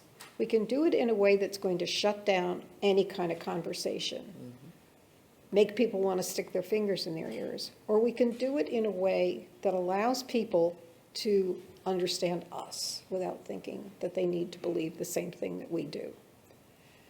I think you can do that on screen, too. I'm not one who's going to tell you to put all your devices down, because my best friend happens to live in Dallas, and it's much better to see her when we're having a conversation. And if it gets to the point where it's too tough, both of us know we can say, you know, I'm starting to get upset about this, so let's put off this conversation. Let's do it another time. And then we can go back to talking about the things that we care about in addition to politics. So from that, one of the things that we have as a part of Energizing Young Voters Lessons is a really beginning conversation, communications piece. So if you think you could benefit from learning to listen, how to listen to understand, take a look at it and see if it helps. It's all at energizingyoungvoters.com. But more important than that, do what she said and just try it. Do it with somebody you care about. Somebody you know you can trust, that's not going to put you down when you try it. Okay. I was so excited earlier because I saw so many great conversations going on around the room. There was such a good vibe. I actually didn't want to stop it both times. I had to stop it to, to move on with the essence of time here at hand. But yeah, keep that going. Keep that going. Talk to the Republicans. Talk to the Democrats. Talk to everybody we have here. Talk to the clerk's office. Talk to the League of Conservation Voters. Talk to Energizing Young Voters, right? Talk to Fulfill. Talk to the Democracy Conversation Project hosted by the New Jersey Council for the Humanities, and of course talk to our students over there at Promote the Vote. Have these conversations, right? They're very important. And so let's conclude with a really important one. What do you think is the most important takeaway for our students today? What do you want to leave them with? What message? Clerk Hanlon, would you want to go first? Nobody else here went first. Okay. I could jump in. You go first. Look, college, I'm going to tell you what somebody told me 100 years ago when I was graduating high school. College is one of the few times, this is it. This is one of the few times in your life where you're able to start over. This is one of the few times in your life where you're able to say, who I was yesterday is not going to matter who I am today. And one of the ways you can make that change and achieve whatever your vision you have is by using the resources available here at college. Okay? I wish I used the resources better. Going overseas, better use of tutoring. You could learn a second language here for free. You can, you could get a degree here that'll take you anywhere you want or you need to go. Brookdale has great resources, tutoring, math, English, and we are ranked the top community college in the state. That's not lip service, that's a fact. You are lucky to be Brookdale students. This is the top school in the state. And I would just say, look, if you have a vision, Brookdale's going to help you get there. You need to learn how to communicate. You need to learn how to speak. You need to learn how to write, right? And if you can communicate through verbal skills, through written skills. If you can get in front of other people and speak, and you're just a genuinely good person, that'll put you ahead of so many other people. Being able to listen, being attentive, being an active listener, a lot of people don't have those skills, unfortunately. So I would say, use the resources here at college, because this can really get you to where you need to go. It's not just a cliche. This is the first part of the rest of your life, and Brookdale can get you there. So that's what I want to say. Use the resources available to you. It will change your life.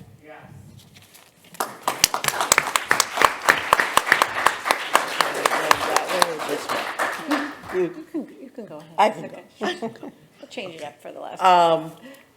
What I want you to take away is the importance of communication.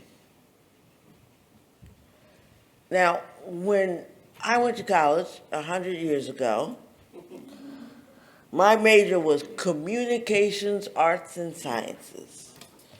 And my minor was journalism. I don't know why they did that whole communications, arts, and sciences things. But what I do know is to be a journalist, I had to communicate. To be whatever you think you want to be, know you want to be, have already started working on being, you have to communicate. It's a two-way street, not just talking, but listening. Listening. Okay, everybody put your hands down for a minute and sit up. Okay? Now, I want you to look to your left, and then I want you to look to your right. You turned in the direction of both of your two listening devices. I just wanted to point that out to you. If you're not listening to hear what the other person is saying, you're wasting your time and their time. Think about what we often do. I'm listening to hear what he's saying so I can react. That's not what listening is. Listening is so you can take it in. Not to challenge the other person necessarily. You might want to. But you have to listen to take it in so you can think about it, so you can perhaps embody it.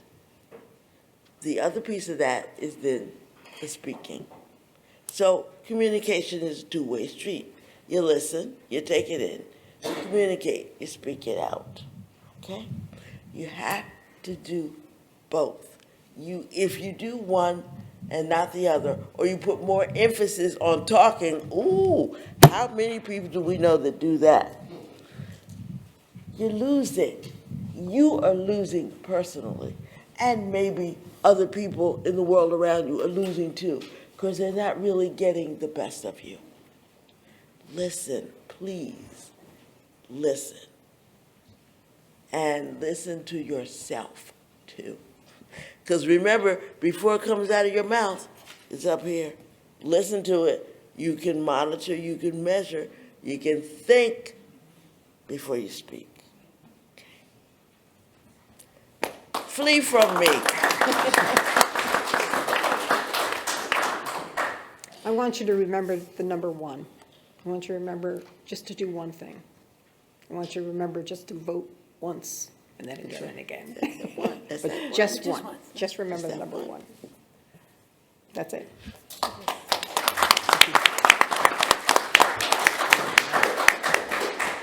I'm going to say ditto again to all of these important things. And then I just want to go back to kind of stepping away from the screen. Not if you're on FaceTime, that's different. Engaging with a person.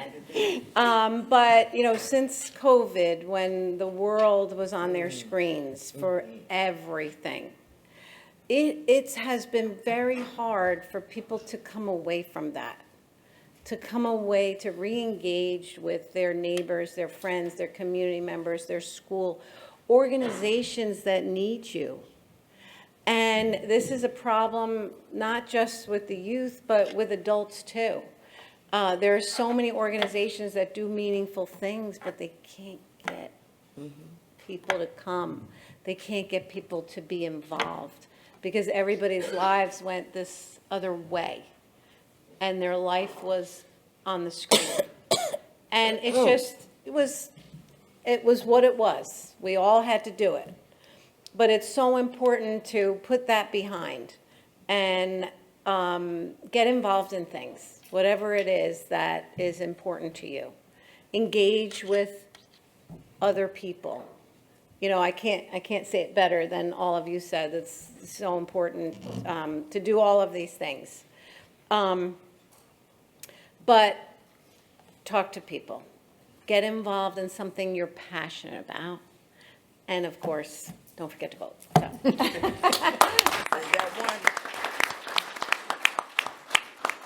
Wow, wasn't that fantastic? Give them a big round of applause. Thank you. Thank you all so much for, especially for giving of your time to be here today, to share your knowledge and expertise and the wisdom with the students, especially our students, to help empower them. So thank you for being listening. here. It's amazing. Thank you so much. Thank you. So in the essence of time, everybody, I want to move immediately to our next panel. We want to have them come up. I'm going to introduce everybody, and we're going to get rolling.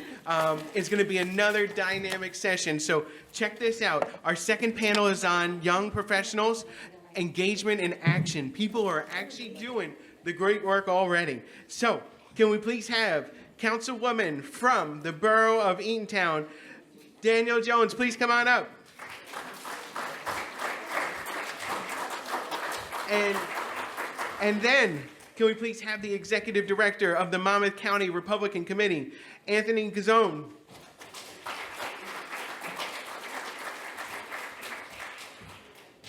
And then, we're looking for the Chairman of the Monmouth County Young Republicans, Mike Manning.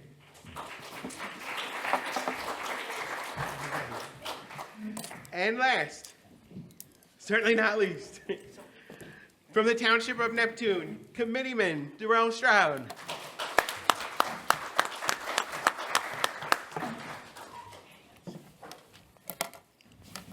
All right, I'm super excited for this one, everybody. So, like I shared with the first group, I wanted to thank all of you so much for being here today, for giving up your time to talk to our students, especially, that really means a lot. I mentioned earlier, our pursuit is a noble one.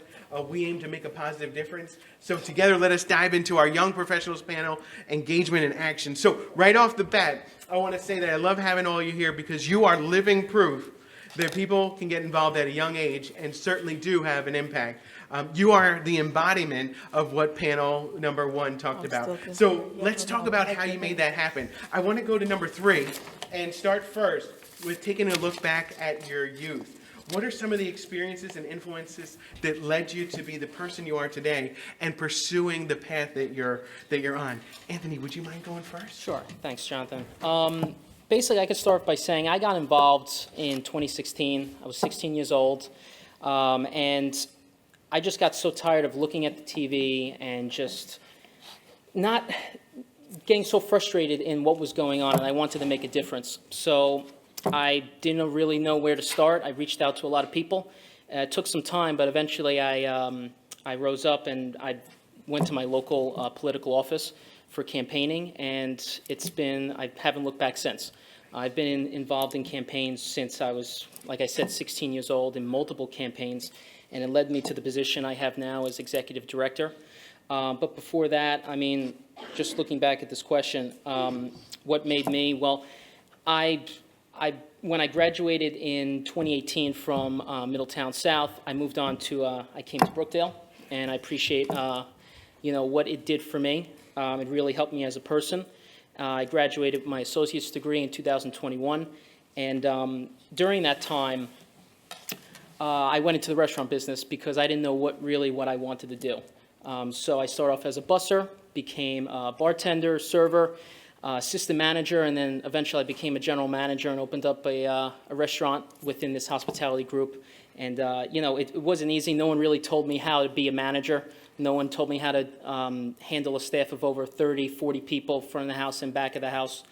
And, it's sometimes challenges like that builds you builds your character, builds you who you are. And, if I would say, the the best thing to do is always keep moving forward, always try and challenge yourself because, there's only certain opportunities in life that are presented to you. So you should always look at those and look them right in the face and just go for it. So. Yeah, sure. Thank you, Professor Mossberger. So for those of you who don't know me, I'm Mike Manning. I'm the chairman for the Monmouth County Young Republicans, and I'm also the chairman for the state of New Jersey, our Young Republican Federation. So I got a little double on that. But, to go back now and start about how I got those opportunities and how I got to the point I am now. I'm not one of those typical people who got their start in campaigns, like growing up in the office at 15, 14 years old doing the campaign work. I was someone who was, interested in politics growing up. My family always voted. We were, those 4 out of 4 voters, but we weren't really involved on the campaign side of things.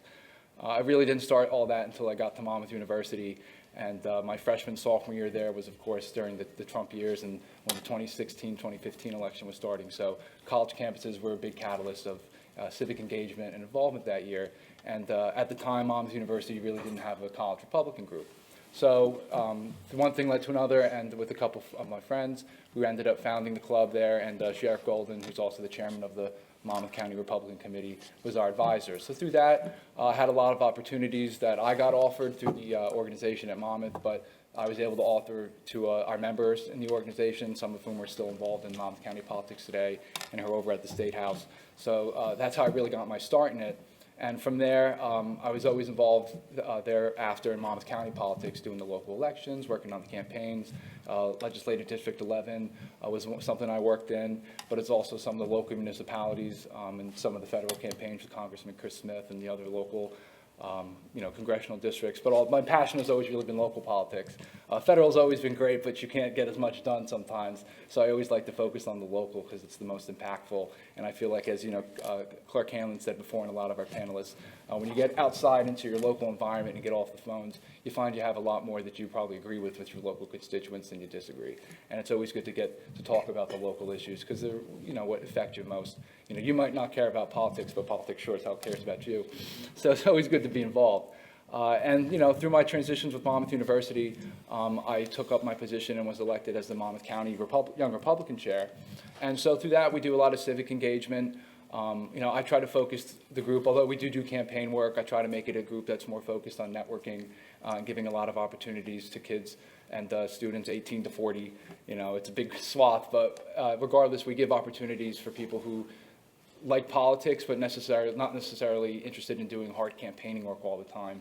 We give an opportunity for people to network and talk to like-minded individuals and just, find your way and enjoy yourself along with it, because I know the campaigning sometimes isn't always the most fun.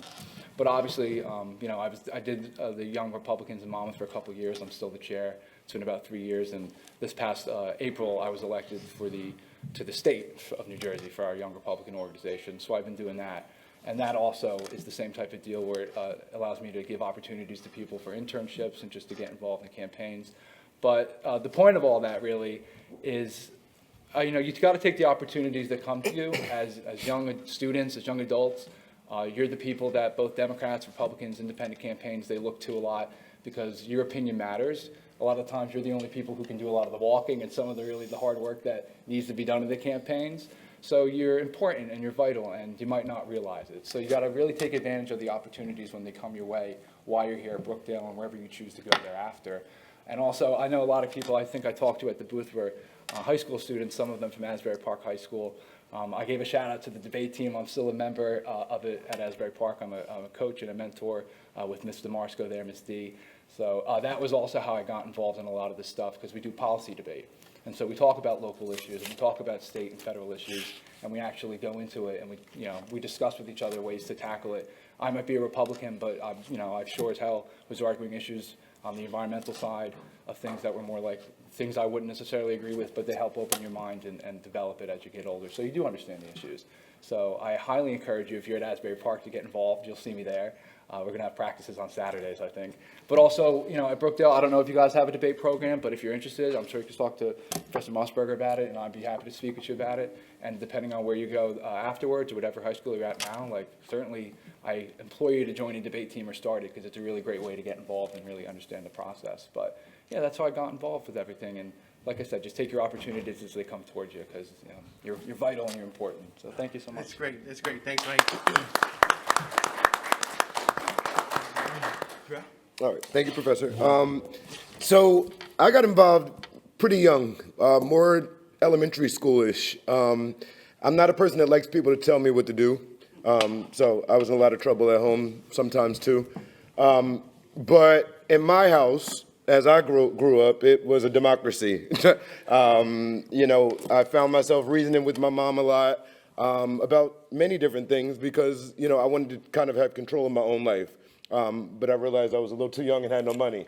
So, but as time went on, I would, and I hate to admit this, but I would say things to my teachers like, I don't think it's right for you to talk to that, to that student like that. And the teacher would look at me like, mind your business, stay in your place kind of thing. But I would show up for other people a lot, as I came up in my young ages.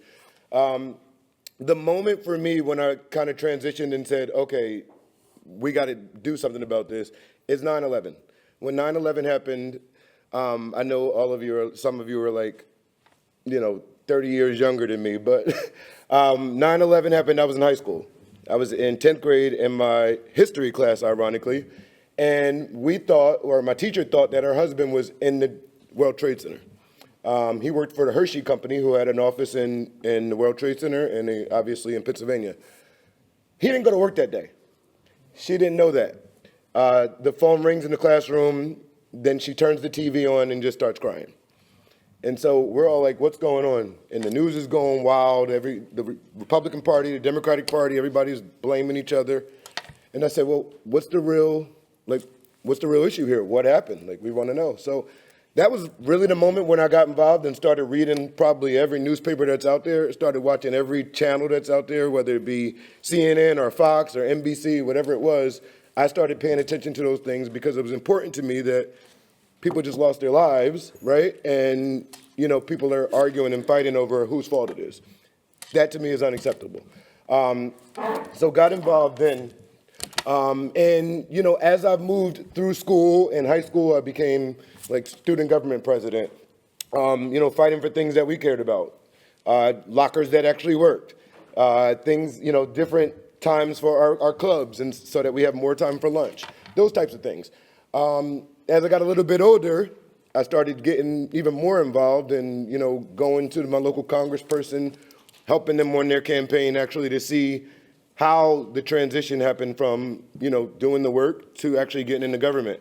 What are you saying to people? What issues are important to you? What do you care about? But also at the same time, making sure that the issues that he was pushing for represented me as well. And when it didn't, I'm sure a lot of people in this room can tell you, you're going to hear my mouth about things that don't represent me or the people that I care about, as well. Fast forward a little bit. I don't want to take up too much of your time. Fast forward, I attended Brookdale Community College. So 2009, I graduated from here with the young lady next to me, and we both spoke at the commencement. And so we've stayed in touch over those years because we share the same values. And that's how friendships start, right? We had conversation, we had some of the same classes, the same professors, et cetera. So now in my position on the council in Neptune, it's actually called committee person because we have a township committee in Neptune. It's the same thing as a town council. Our mayor just rotates every year. But the issues that matter to me are issues that matter to everyday people. Taking care of people, right? And you'll all hear on the municipal level, high taxes. That you're always going to hear it. You live in New Jersey. We have 564. I was going to say I'm losing count because they're now trying to start another municipality in Cape May County for whatever reason. But we have too many municipalities here which drive our taxes up. And so, I've been looking at those numbers over the years. And so in 2017, I took it a step further and said, I'm going to run for lieutenant governor with the independent candidate. And I did it.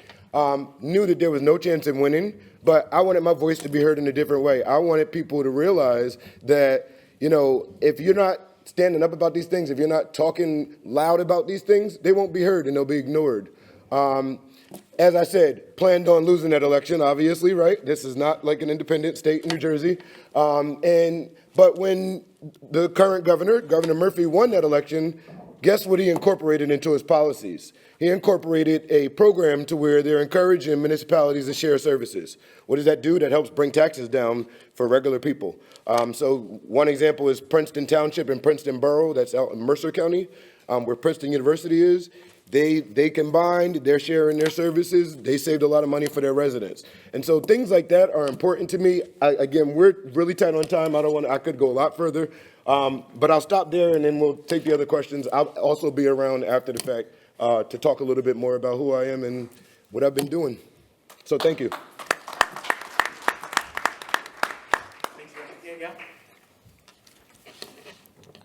So my journey's a little different. So as Darrell mentioned, I also attended Brookdale Community College. I was actually a returning student. I actually went to college right after high school, but I dropped out. And that was due to some life experiences that I had experienced. And when I left school, my GPA, my grades were down the toilet. I had no self-confidence, and I was dealing with some severe health issues. And so when I came to Brookdale, I was like, I'll just take a class to see if I'm ready to go back to school. Did I anticipate on staying and getting my associate's degree? No, but that was one of the best decisions that I made. And now I'm working on my master's degree, right? So I always tell people, it doesn't matter where you start, it's where you're going. That's more important.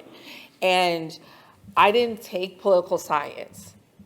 Like political science or like government found me later in life. I have always been fascinated with like organizations, like their structures, their environments, like how things work. So when I was approached to first run for council in Eatontown, I said no.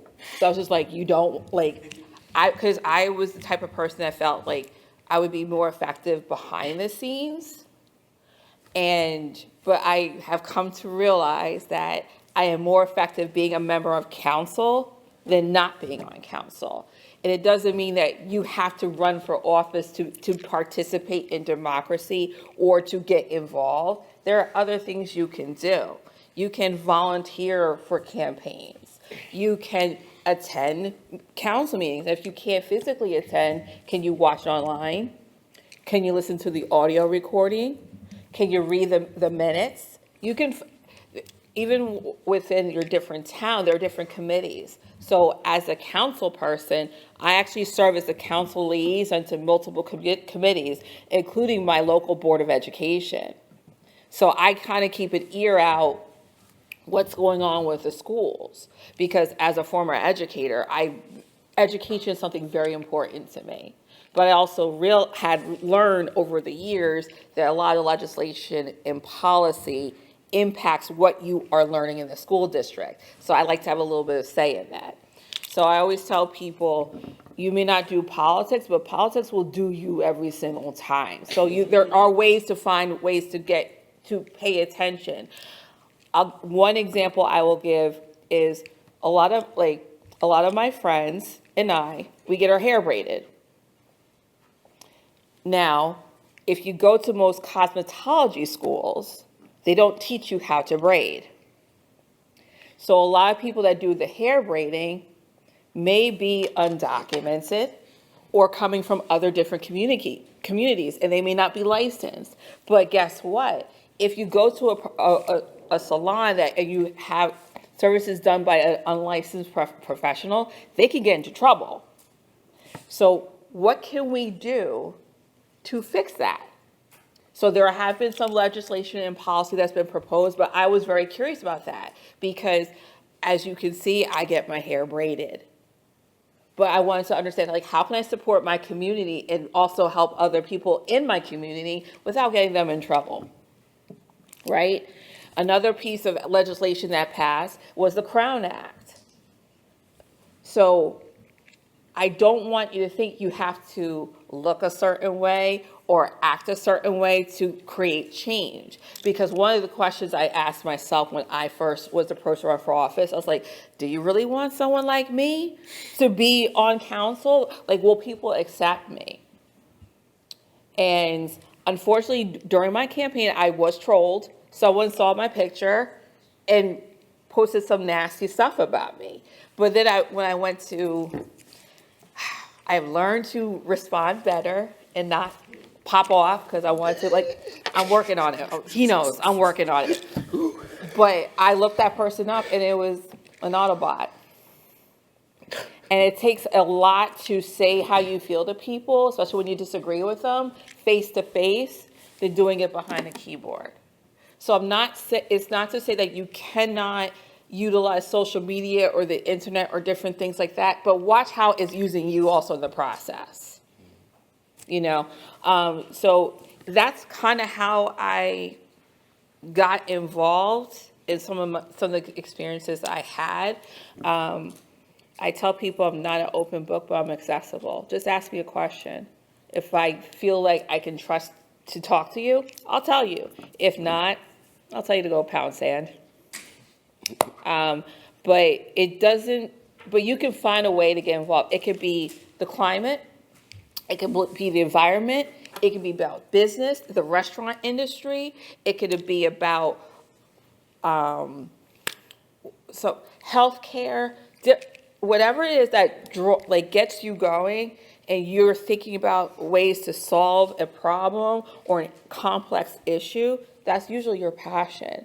And that will be a starting point for you to get involved, because there's so many different organizations and communities that you can be a part of. And a lot of times, and I'm going to reiterate not only what my fellow panelists said right here, but also the previous panel. Sometimes just having a conversation and listening to people, it opens up your mind to what else is going on. Because even as elected official, I don't tell people how to vote. I say, I've not lived your life. I have not had your same life experiences. Who am I to tell you what's right or what's wrong? But what I will do is teach you how to vote so you can be educated, equipped, and empowered. That's my job. So utilizing resources like League of Women Voters, energizing young voters, different things like that. Get the information and you can decide moving forward how you want to move. But that's really how I got started. It's kind of like, I didn't go that traditional route, but I'm grateful because it made me who I am today. And I would not change it for a thing. I always say I didn't choose the path, but I wouldn't change it. And that's what I firmly believe. I wouldn't have chosen the way I've gone because it wasn't always easy, but I'm grateful and I would not change a thing, because if I change one thing, I can't promise you I'd be here on the stage as elected official. Sure.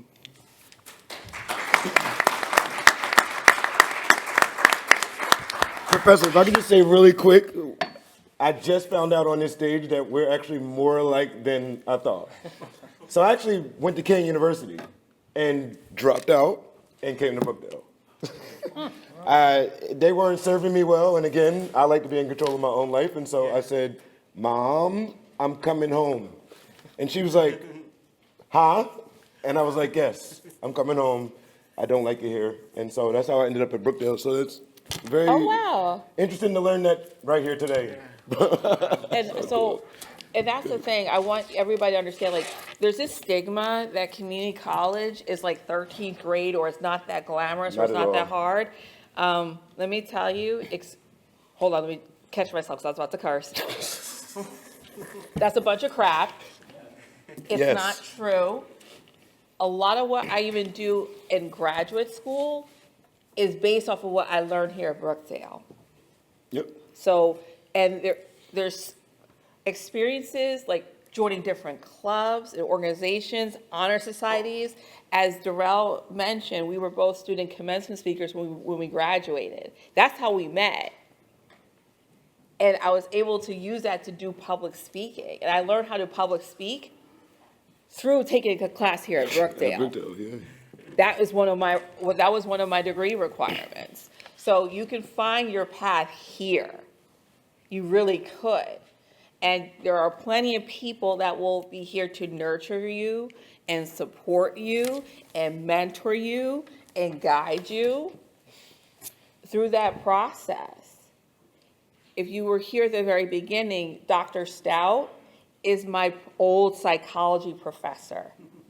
I still talk to him, and it's been almost 20 years. You never know those relationships you're going to build. So take advantage of that.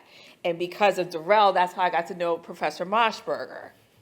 And it's an honor and a joy to be able to come back and give and be of service to you all. On this other side, when I remember what it was like to be a student just like you. Sleep, head down. That was us, don't worry. Oh, absolutely. It's such an awesome place, right? And I hope everybody realizes that. And to see so many of you came here is just fantastic, right? So let's go to our next one. I'm going to, what I want to do is combine 4 and 5. Let's combine 4 and 5 and do them simultaneously. Let you pick whichever one you want to do. What advice do you have for young people who want to get involved in the political process? And maybe conversely, what encouragement do you have for those that are already maybe disillusioned by the process? And how might we turn apathy into engagement? Can you think of some ideas there? Anthony, you want to tackle this first? Sure. I think, like I mentioned before, the best way to get involved is to contact your local political office or a local group that you find on social media. I think that's the best way to go. And the best thing to do is don't just do it because you think you have an idea, or maybe you don't really know if you want to do it. Get involved in something that you're passionate about. Because if you're passionate about something, you're volunteering your time. It's not going to feel like an obligation. It's going to feel like you're going to be happy when you do it. So it's one of those things where, you always want to get involved. Now's the time to do it. I mean, you're all pretty much 20 years old, something like that. Now's the time to do it. And I know that it could be tough. You might have, you have to have like a work-life balance. And it could be difficult, but you have to make time for this because you're setting yourself up for the future. You want to go in the future when you're 30, 40, 50 years old and look back and say, wow, I set myself up for success, not I wasted my 20s and I didn't really do anything and now I want to do it. It's possible, you could, but it's easier if you do it now. And if you're disillusioned about the political process, you have to be educated. It's so easy. If you're not educated, you could easily be you could be swayed a certain way, and you might not even think that way. But it's so easy to listen. You could pick up a book. You're at Brookdale. Make sure you learn as much as you can because this is a great college. It's rated the #1 college in the state of New Jersey for community colleges. So it's just get involved, get educated so that when you talk to other people, you could have an educated conversation, not just, talking in generalities. You want to be able to talk about policy, and then you'll come to realize that maybe someone on the other side of the aisle is a little bit closer to how you think than you thought. But that's what makes this country so great because it's democracy. You have to be able to talk to one another to get things done. You can't just be, I'm not going to work with that person because X, Y, and Z. It's so important to get involved. And just to wrap up, like I said before, now's the time to do it. You have to get involved now.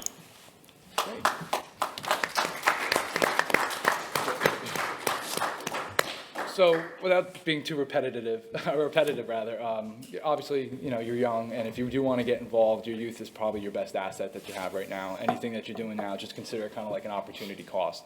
You might not really want to do the campaigning on the weekends or get involved in some of these groups, but while you have the time and while you have the energy, believe me, it's easier. I'm 27 now. I'm relatively young. I'm an attorney at Hogan Longo up in New Brunswick. I can tell you, balancing work as a full-time attorney and my job, like at my practice, really doesn't have anything to do with politics. I do personal injury. Balancing that with my obligations to both the state organization and the local county organization, it's a lot. So while you're younger and you don't have those type of responsibilities, definitely get out there and get yourself known while you can, and get recognized because you have the time, hopefully, and you have the energy to do it. And also, I don't know if you do know, but if you live in Monmouth County and you want to get involved in local politics, a great way to do it is getting involved and getting on what's called your county committee.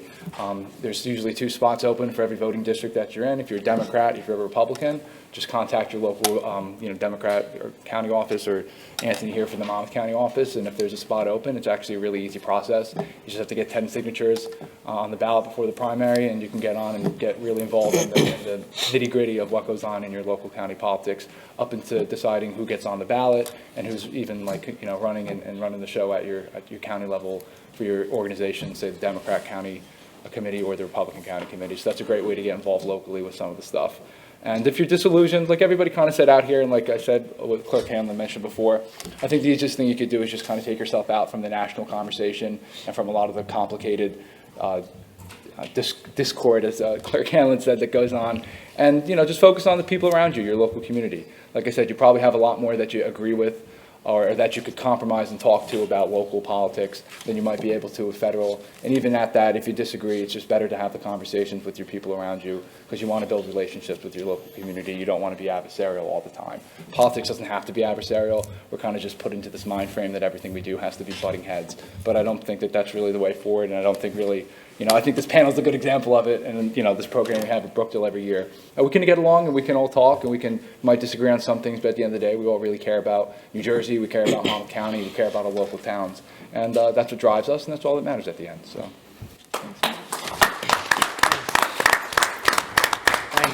Thanks, Mike. So first, I'll just note, before I answer the question, that I probably learned more here at Brookdale than I did at Seton Hall University.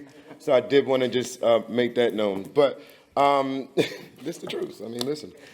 My advice to you as young folks on how to get involved. I think the first step is to figure out what it is that you're interested in. What are your interests? What do you like to do? What do you care about? What do you hate to see?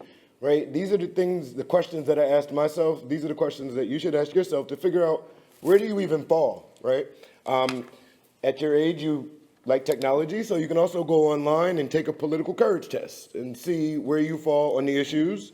And at the end, it'll tell you, hey, you're a Democrat, you're a Republican, you're an independent. Maybe you just are a self-thinker, depending on what your answers are. But you need to know what you're interested in. What do you want to fight for? Do you want your schools to be better, right? If you want your school to be better, then maybe you'd be a perfect school board candidate or a volunteer for your school board candidate that's running for office. I met a young man yesterday, actually 20 years old. He is on his school board in his town.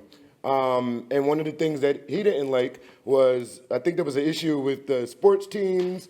They were trying to get rid of the sports teams and join with another school. And he was like, we're not having that. So he got up and ran for school board.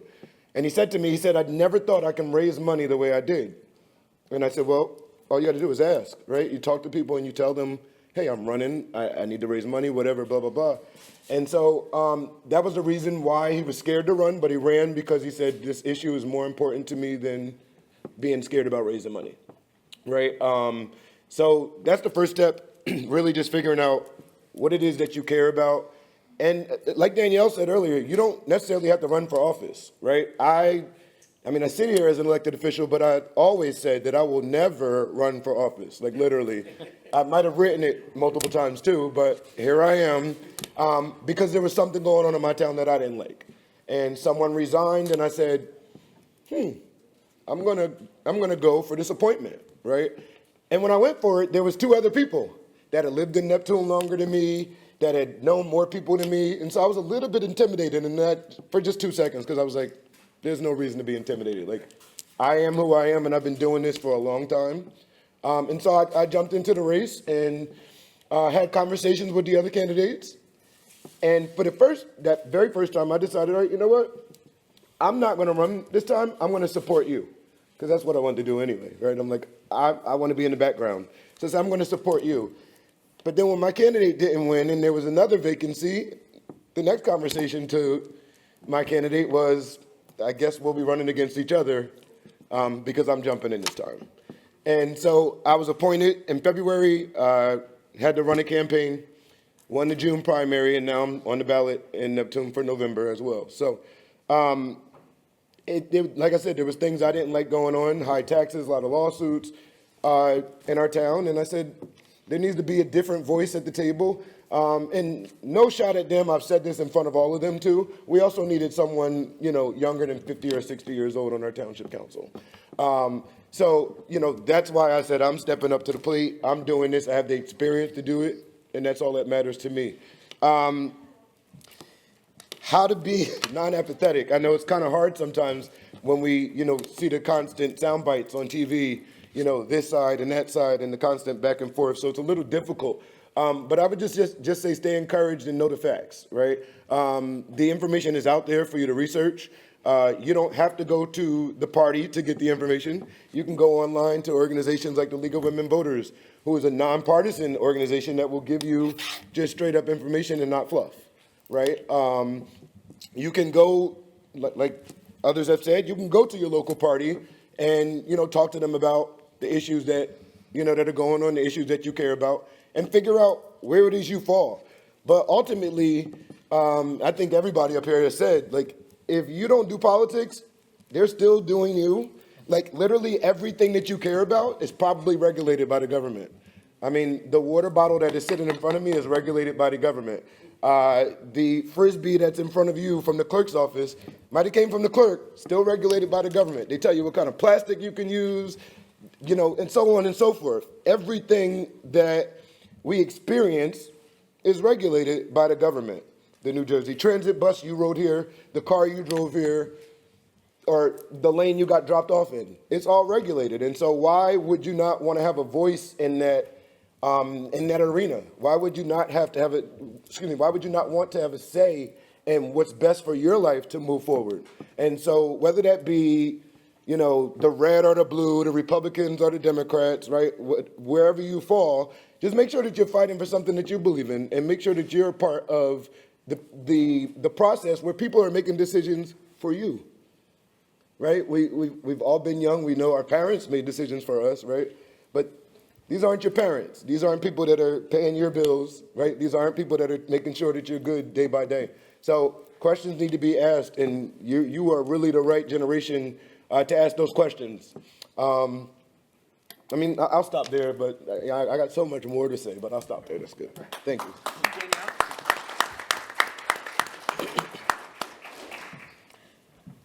And I'm only shaking because it's cold, not because I'm nervous. It's like freezing up here.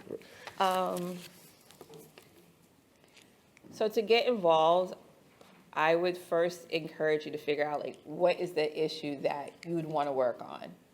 So it can vary. What led me to finally getting involved politically was I didn't see a lot of people that looked like me or had my life experiences making those decisions at the table. So I identify as a woman, I am a Black woman, and I also identify as part of the LGBTQ plus community. So there was different things happening that I wasn't seeing, and also similar to what Darrell has shared, when it came to who was serving on council, you didn't see many young people. I like to say it's a joy and a pleasure to be considered young at this age, but even how about seeing people who aren't married, who do not have children, younger in age, maybe have a lot of student loan debt, all these different things. I wasn't seeing those decisions or those voices being made. And one of the blessings that I learned from working here at Brookdale, because not only am I an alumni here, I got my degree here, I worked here for 5 years. So talking to students, I heard about different issues, so I made sure that, especially when I was at council meetings, I kept that in the back of my mind.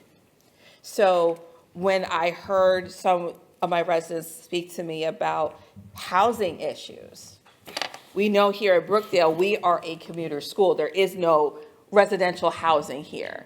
But we all talk about where is the affordable housing in this area. It's not just Section 8. It's what can we afford to live in. So that's something I still keep in my mind to this day when it comes to housing issues in my town. So I would say definitely think about what is that issue or that policy or legislation or just something that impacts you that you are passionate about. I'm also very passionate about special needs and disabilities because I have a brother with disabilities. So, and when you have a family member or you you know someone that has special needs, you know about all like the agencies they have to work with to get their case manager or their social worker or qualifying for Medicaid, state health insurance, different things like that. It can be a doozy. But I'm grateful because of what I've learned and also my networks and contacts, I can help my parents out with making sure my brother's taken care of. So so I would start there. Just figure out what you're interested in. And then as has said multiple times, join a club or organization, join a local political party or even on the county party. There are different clubs and organizations available to you right here at Brookdale that might touch that special need. And if you don't see it, create it. Like esports. That was not here when I was a student. No. But esports has this beautiful arena downstairs. But that was started by some students finding a professor saying, we're interested in this. How can we bring it to Brookdale? So you can start organizations and it's not about, well, I don't know how long this is going to last. Just start it. You never know who you're going to impact, who you're going to influence, or even better, finding other people that have similar interests as you and they can continue the work long after you're gone. In terms of being engaged, it's hard not to be discouraged, especially with what's going on. The way I approach it is I want to talk to you, not at you. I think my personal opinion is you guys know and see things that we may not see. So it's important to listen to you and talk to you and have conversations. A conversation is a dialogue. It takes two people. It's not just me just talking to you. So I have to be able to use my two ears and listen. And that is one way I stay engaged. I may get discouraged, but will not stop me from exercising my right to vote or participating in democracy, different things like that. One of the things that has impacted me is my mother grew up in the South. So when she was growing up, they had a black homecoming queen and king and a white homecoming queen and king. My mother actually graduated as the valedictorian of her class. Because she was a black woman, they tried everything to get her disqualified so she would not graduate as the valedictorian. And I was just like, this happened to you? So sometimes I think, we think everything that we've learned in history, it's so far away, but you don't realize how close it was to a family member or you until you start having those conversations. So one of the things that I always say is my ancestors did not die for me just to sit down and not participate. Especially as a black person, we didn't always have the right to vote. And at the beginning of this country, we were considered 3/5 of a human. As a woman, we didn't always have the right to vote. And actually in New Jersey, we lost the right to vote and we got it back. Right? And then as a black woman, we didn't have the right to vote until the Voting Rights Act of 1965. So there's multiple reasons why I still engage and participate. And as I've gotten older, I've found other ways I can participate. So like I will support other candidates. I will volunteer. I will text. I will phone bank. I will campaign. I will do those different things. But my big thing is policy. I love policy. I'm a nerd. Give me a white paper or a bill or a policy brief, and I'm reading it, and I'm happy. Like, that's one of my favorite things to do. But not everybody's skilled in that. So wherever you're skilled at, you partner with somebody else that has a different skill. That way, because when you combine those things together, there's a whole bunch of energy, and there's a big, powerful movement that can come together. It can get stuff done. It does not have to be just you by yourself. It does not have to be you by yourself. So that is another way to combat apathy and get engaged. It's not just you doing the work. It's a whole bunch of people coming together to do the work. And also, it's not always about you. You're serving other people. So I recognize that, yes, I may not have racial, like I may be a black person, I may be a woman, so I may not have racial and gender privilege, but I have a college degree. I don't have a physical disability. I have other privileges, so I have to advocate for other people that may not have the ability to sit at those tables or be in those rooms where decisions are being made. So think about those things as well. If if it's not for me, what about my brother or my sister or my mother or my father or my grandmother or whoever that matters to you? Think about those things, and that will kind of keep you going, especially when you do get discouraged or things get difficult. It'll encourage you to keep moving forward. All right. Let's go to our last question, and we'll just have a short response, right? Just with the essence of time. A quick response. What is the most important takeaway that you want to leave everybody with? Danielle, you go first for this one, and we'll wrap up with Anthony. We'll come down the line in reverse. Okay. So just a quick takeaway. You're not too young. You're not. Don't let anyone tell you that you're too young to get stuff done. Okay? We were all your age at one point, and we remember how we should, hopefully, remember how we were at your age. So you're not too young to create change and make an impact. Okay? And so there's value of being older, but there's a value of being younger. Partner and work together, but you're never too young to start, to create change and make an impact in your community.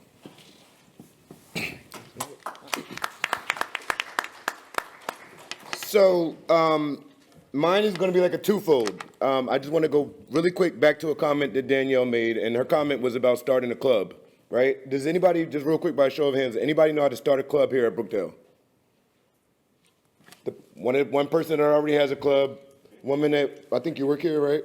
And this young man. Okay. Hey, JP. Okay, so 4 people know how to start a club. Oh, well, you already started it. All right, great. All right, so we got only 6 people that know how to start a club in this room, right? I'm not disappointed, but I want you to go find out, even if you're not interested, go find out how to start a club, right? Because guess what? The process to start a club is similar to the political system that you're going to face when you leave here. Why? Because when you start a club, you need money, right? There's a student life board here that you have to go to for money, right? In other colleges, it's known as the student government. You have to go to them for money to fund your club. Well, that's what organizations do for the government. So I actually work full-time in the federal government for a member of Congress. We have organizations calling us all the time for money, every day, email after email after email. So I just wanted to make that point so that you really understand, like, politics is everywhere, or at least the structure, the way things run, right? And just remember that it affects your life in every aspect. And so again, you all are, rising stars, getting older, becoming aging younger adults, right? And so just think to yourself, like, why would I not want to be in control of my life? And you're never going to be able to control everything, right? We can't control everything. I used to drive myself crazy thinking I can control everything. You'll never control everything, but what you can control, please take advantage of those opportunities. So this is the first start you actually being here today. You'll probably get an extra credit or something, but thank you for being here today. And again, any questions you have, happy to talk after. But I really want you to take control and, figure out what it is that you can do as that one individual to make a difference in your life and the lives of others.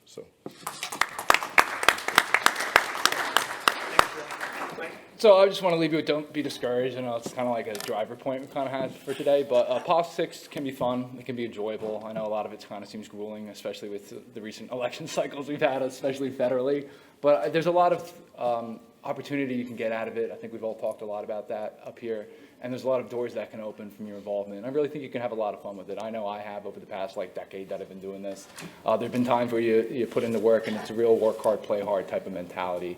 And I've met so many great people along the way, both in just a friendship sense, not just in the political sense. So I just, encourage you all to get involved and do as much as you can and just have fun with it, and have a good time and enjoy it, because it really is something that you can both be impactful and actually have a good time with. So that's what I'd say.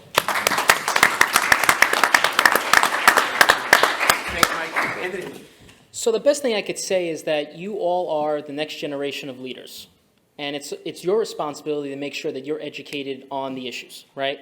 Like what was said before, start a club, get involved, get out there, get your name out there. Don't be afraid to be recognized because, like I said before, you are the next generation. One day you could run, I might be looking at somebody in here who's going to run for office.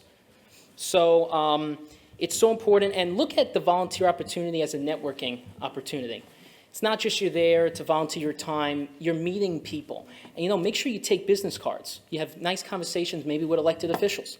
And then you never know, after you graduate from here, you can have their business card and maybe you're looking for a job, maybe you're looking for something, and you reach out to them, and reintroduce yourself. So it opens up a lot of doors, like Mike was saying.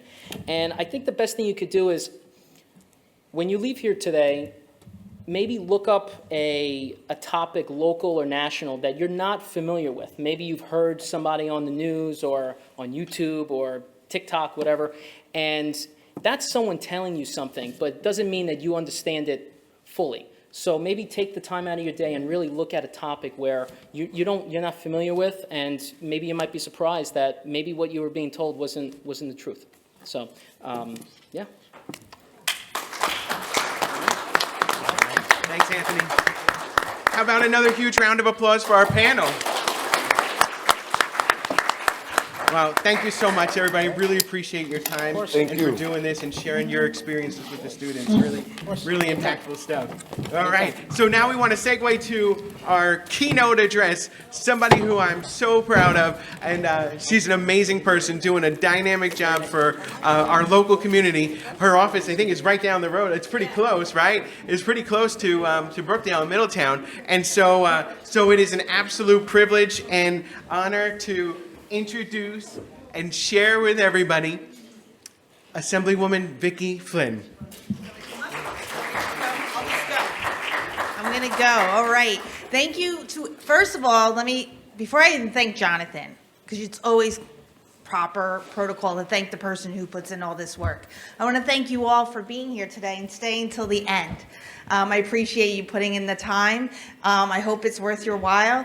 So I'll do my very best to get through my notes here and hopefully leave you with something that you didn't know and maybe will encourage you and hopefully encourage you to not only vote, but what I'm telling everyone now, bring other people to vote and join one of the great organizations that are here today or other organizations to really stay involved. But I'll go back to protocol. Jonathan, thank you. Thank you for being an inspiration to the young students that walk through the halls here at Brookdale. Well, also, you're an inspiration to me as an elected leader because you're doing the work that we need to do because their vote matters so much. And you're making sure that their voice does matter and they're out there and they understand the value of voting. So thank you so much for your dedication to the cause. It's really, really important. And I also would love to thank Brookdale, the president, the board. They're always so caring about your students. I think you heard it from so many people who have gone through Brookdale. I started my educational career after high school at Bergen Community College, so I am a product of a community college education. I'm sure some of our stories intersect. I was worried about paying for college, so I worked and I had to do that, balance work, and then I eventually went to Rutgers and Seton Hall Law School, and now after in my 50s, I find myself an elected official at the state level. Did I intend to do all that? No. But here we are, and it's really, I think the reason I'm here today is because I did really always value civic engagement and volunteerism and being involved in your community. And that's how I found my way here. And like you saw the people who've spoken to you today, they're really genuinely great, nice people. And those are the type of people I get to meet all the time.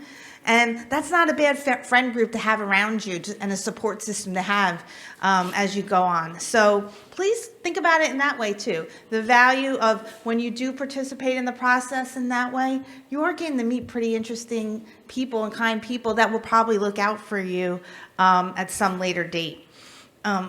So back to voter engagement. We heard a lot about it today, and I'm sure you hear it elsewhere. We're concerned about the youth vote not being engaged, and we want to do whatever we can. We as politicians, us as a country, the League of Women Voters, your political science teachers, we want to make sure you're engaged, and we're worried that you're not because your voice so matters to how we develop policies going forward. But it's an issue, it's a question I'm sure I might be asked by some of you, and I'm asked often by people who fall in other demographics, all different demographics, especially as a New Jersey voter. Does my vote, especially in a consequential year like this, a presidential election where the turnout's huge, does my vote matter? Do any of you feel that way right now? Even after this panels that you had where everyone's like telling you to make sure to go vote? This might not be the right room, but do you feel like that sometimes that, I'm a resident of New Jersey, it's dictated both from a Democratic side and a Republican side. We all know who pretty much, who's going to win the presidential election this year. Does it really matter if I take the time to go and vote, even though Clerk Hanlon talks about the 20 different ways you can vote? I mean, we're in we as political, and if Christine was here, she would cheer me on when I say that. It's election day today, everyone. It's election day. There are vote-by-mail ballots sitting on kitchen counters throughout this county in this state. And it's our job as politicians to get those ballots in. It's election day. It's not just in November anymore. So we are sitting in a state right now where we have provided multiple means by which you can exercise your right to vote. Are you going to vote? Are we going to have that turnout?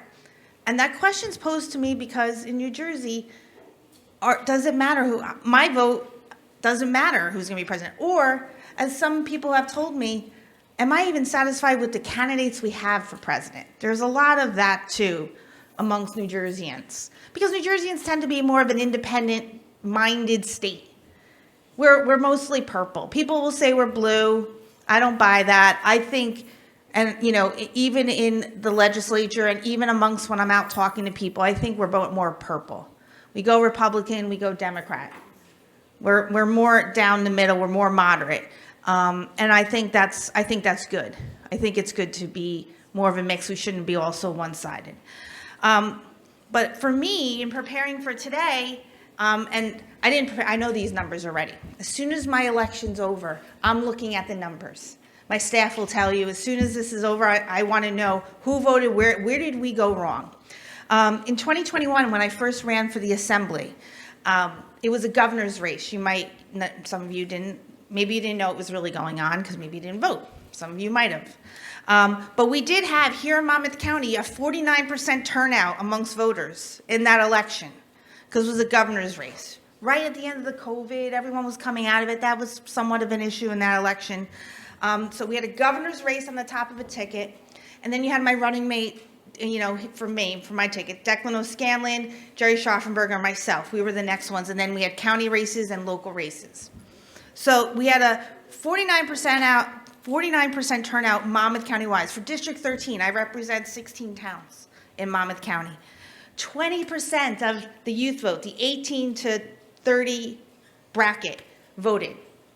So since I think Christine Hanlon said we have 23% of a youth vote demographic, or was the League of Women Voters said it, 23%. 20% that year in Monmouth County in my district turned out to vote. That's pretty good. But I think we could do, like we look at the numbers, we could do better.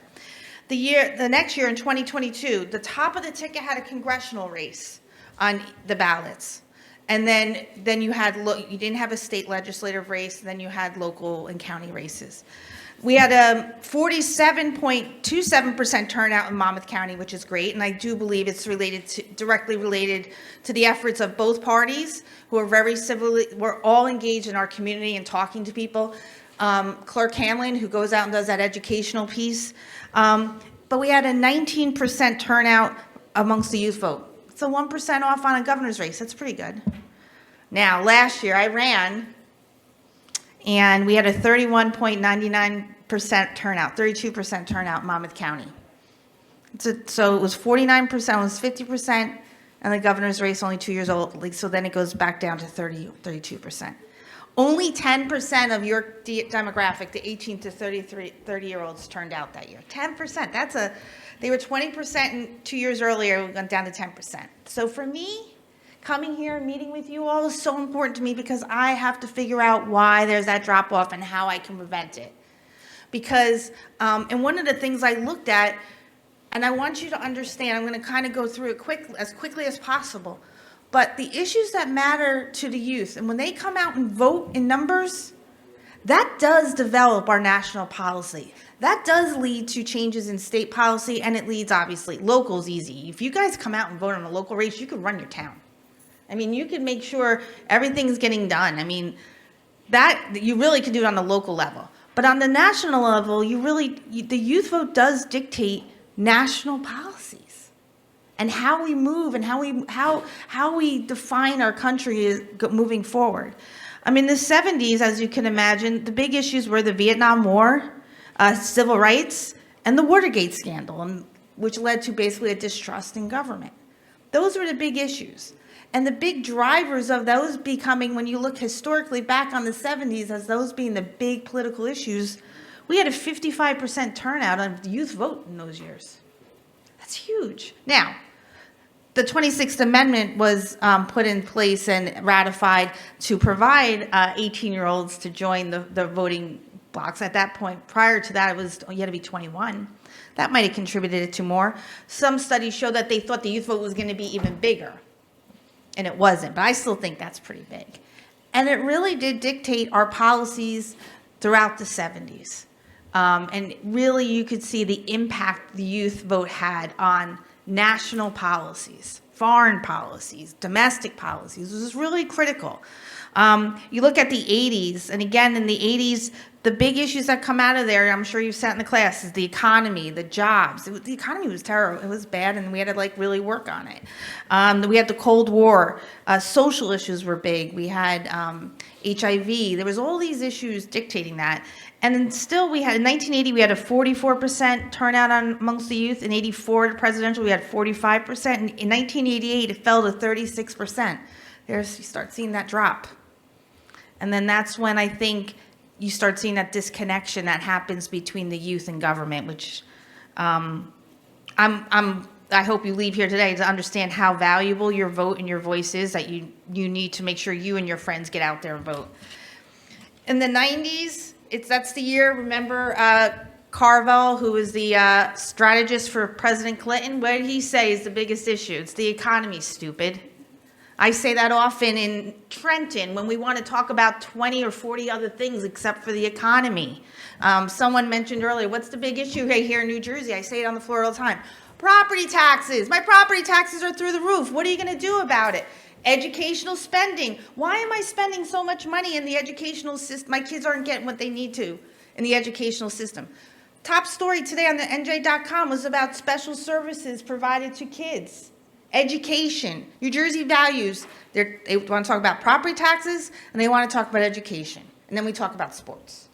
That's what was the trend today. And I looked to see what people are talking about today. On Twitter earlier this morning, they were talking about the Mets. And I'm sure that the East Coast was driving that conversation.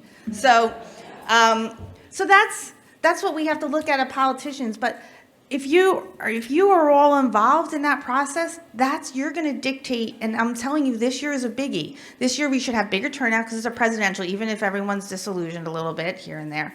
We still should count on a big turnout. And if the youth vote comes back and shows they turned out big, next year we have a big race. We have a governor's race next year. And those candidates are going to come talking to you, and they're going to want to hear from you what matters. You're going to matter. They're going to be knocking on your doors through probably your cell phones, through text messaging. And they're going to want to know what issues matter to you. So when I look through the years, I could just see how much what mattered to people between that 18 and 30 bracket mattered for the vote. I, as a politician, me who has to put myself in front of the voters every other year, I need to know what that is. So one of the things, if you don't mind, Jonathan, if I could bring up our Promote the Vote gang, I would like, because I think you heard this through a few people, we need to listen more. I can't just come here and tell you, what my research shows me is that when we do listen to the youth, when they come out and vote big, the government listens.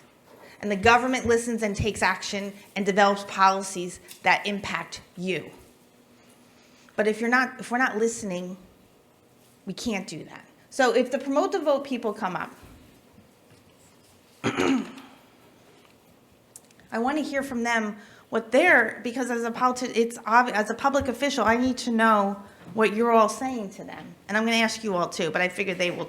They're motivated to talk. You're motivated. Yes. Yes. So Let's do it. so when you're talking to students and you're talking, to your friends and your colleagues. Well, first of all, let me ask you, how do you usually communicate with your colleagues on things like voting? Is it face-to-face communications? Are you doing it via social media? Like, how does that work? I think like a lot, like especially like today, everything is like on the media, and everything's like, everything's on the media now, and it's so like I think it like comes up, and then they're just like, oh, I'm not gonna vote this year. Like both candidates are terrible. They're both bad. So like, what's the point of voting if they both suck? Yeah, we definitely oh, thank you. We definitely communicate a lot with our peers through like things like this, just because we're passionate about it. But that's like not the majority of people our age. Like you guys know, when you're having a conversation about politics with your friends, it's gonna be on like Snapchat, Instagram. Like you're gonna see like TikToks about it. It's gonna get fed through your algorithms. It's gonna be like super fabricated and nothing. Not a lot of nonpartisan things, I guess you get on TikTok. You think it's like targeted? Totally, yeah. So that's one of the things that concerns me. When I was your age and I was in college and we were thinking about it, we had to think about like looking at, consider your sources. And then that time, the New York Times was like the utmost source of news and information. And it was expensive. You used to have to get it by, it was very expensive to get the New York Times as a young kid. But when you would like look at it, that's what was the most reliable source. It was like the only source we were allowed to cite in papers beyond any other books or research material. So today, and I want to know, this is on the cover of the New York Times today, and I want to know if this is what your age group is talking about. They're talking about the unrest in the Middle East. Yes. Okay, it's good to know. They're talking about the battleground state turnout in the upcoming election. Honestly, no. Say that much. Yeah, I wouldn't say. They are talking about how the presidential candidates, they're reporting on the presidential candidates seem to be focusing on the economy, the climate, and healthcare in their conversations. Do you guys talk about? I would say big on climate. I feel like our generation definitely cares more about the climate than previous ones do. Yeah, economy, for sure. No, I'm sorry, what was the last one? Climate policy and healthcare. Healthcare? I don't really think healthcare. Yeah, probably not healthcare. So I'll clue you in why I think healthcare is what they're talking about. So in those three topics, you could see what matters. They're talking to the youth because you all are talking about climate change. The economy, that's kind of my age group because, we have kids in college, we have property taxes as a New Jersey taxpayer. We have, mounting bills and not knowing where else we're going to get the money. So that talks to us. But healthcare talks to the baby boomers. Yeah. And they're a big voting bloc too. So do you see like how the New York Times today still kind of reflects and kind of dictates to you like what is important to voters and they're talking about what's going to matter at those polls next month. Yeah. The New York Post even was talking about Israel and Hamas, the presidential crime, and the Mets. And the Star Ledger was talking about autism today, because again, so that shows to me how the Star Ledger is tapped into that we as New Jerseyans value our education, and they want to make, they report on those stories a lot. And voter engagement and political shifts. And Twitter talked about the Mets and Mets. So, and then TikTok had dance trends, but I don't know how to research TikTok. So so I would just ask you all, when you're talking to your peers, to consider the source. Yeah. I think it's really important because, and I think you know it better than I would, but you understand that you're being fed information. Yeah. So it's really important for sometimes to pick up your heads, like Christine Hanlon was saying, and look at the paper that's on. I mean, no one buys the paper anymore, but go online and read some of those sources. And I think it's important to read contrary sources too. Yeah. I'm a lawyer. I didn't tell you all that earlier, but one of the best courses I ever took, and if any of you are future budding lawyers, you go to law school, was about moot court. Because, okay, since moot court competitions, we were taught how to consider opposing sides. That's your training. So you were right on one side. You go up and have to argue both sides on a dime. They would flip a coin and say, all right, now you're the defendant, go argue. But that helps you to be a better lawyer and helps you to be a better critical thinker. But I think in voting, we should also be thinking that way. We should be thinking about alternative sources. What do you think? I was gonna add on, I think, I was gonna say like how like a lot like I feel like people are not like educated enough. Like I feel like in schools like it's very like you either don't say anything at all or they're very like biased on one side, and then I feel like then the kids usually when they're not educated they go to their parents, and then the parents are usually more biased to their side, and then I feel like most kids tend to lean towards their parents' side, and then it just keeps the loophole going. And I really do wish there was like something where I'm able to see like instead of like doing like my own research, because I feel like a lot now like younger people's attention spans, they're getting smaller and smaller the more we go on. Having it like, all right, here's one side, this is what they stand for, non-biased, and then you have the other side, this is what they stand for. And I believe someone on the panel said it earlier, I don't remember who, but like just like picking one issue you care about and then sticking with that issue and see which candidate aligns with your views that way. Instead of like looking past the people, because I know I said before, like both candidate options are not the best. People usually say like look past the people and look at what they want to do for our country. Mm-hmm. Yeah, I completely agree. And even like with looking past the people, I feel like we should look past parties. Like, don't use parties to like divide your like your beliefs or put your beliefs down one path. We were doing a Kahoot yesterday, I remember, and one of the Kahoot questions was like, what's the number one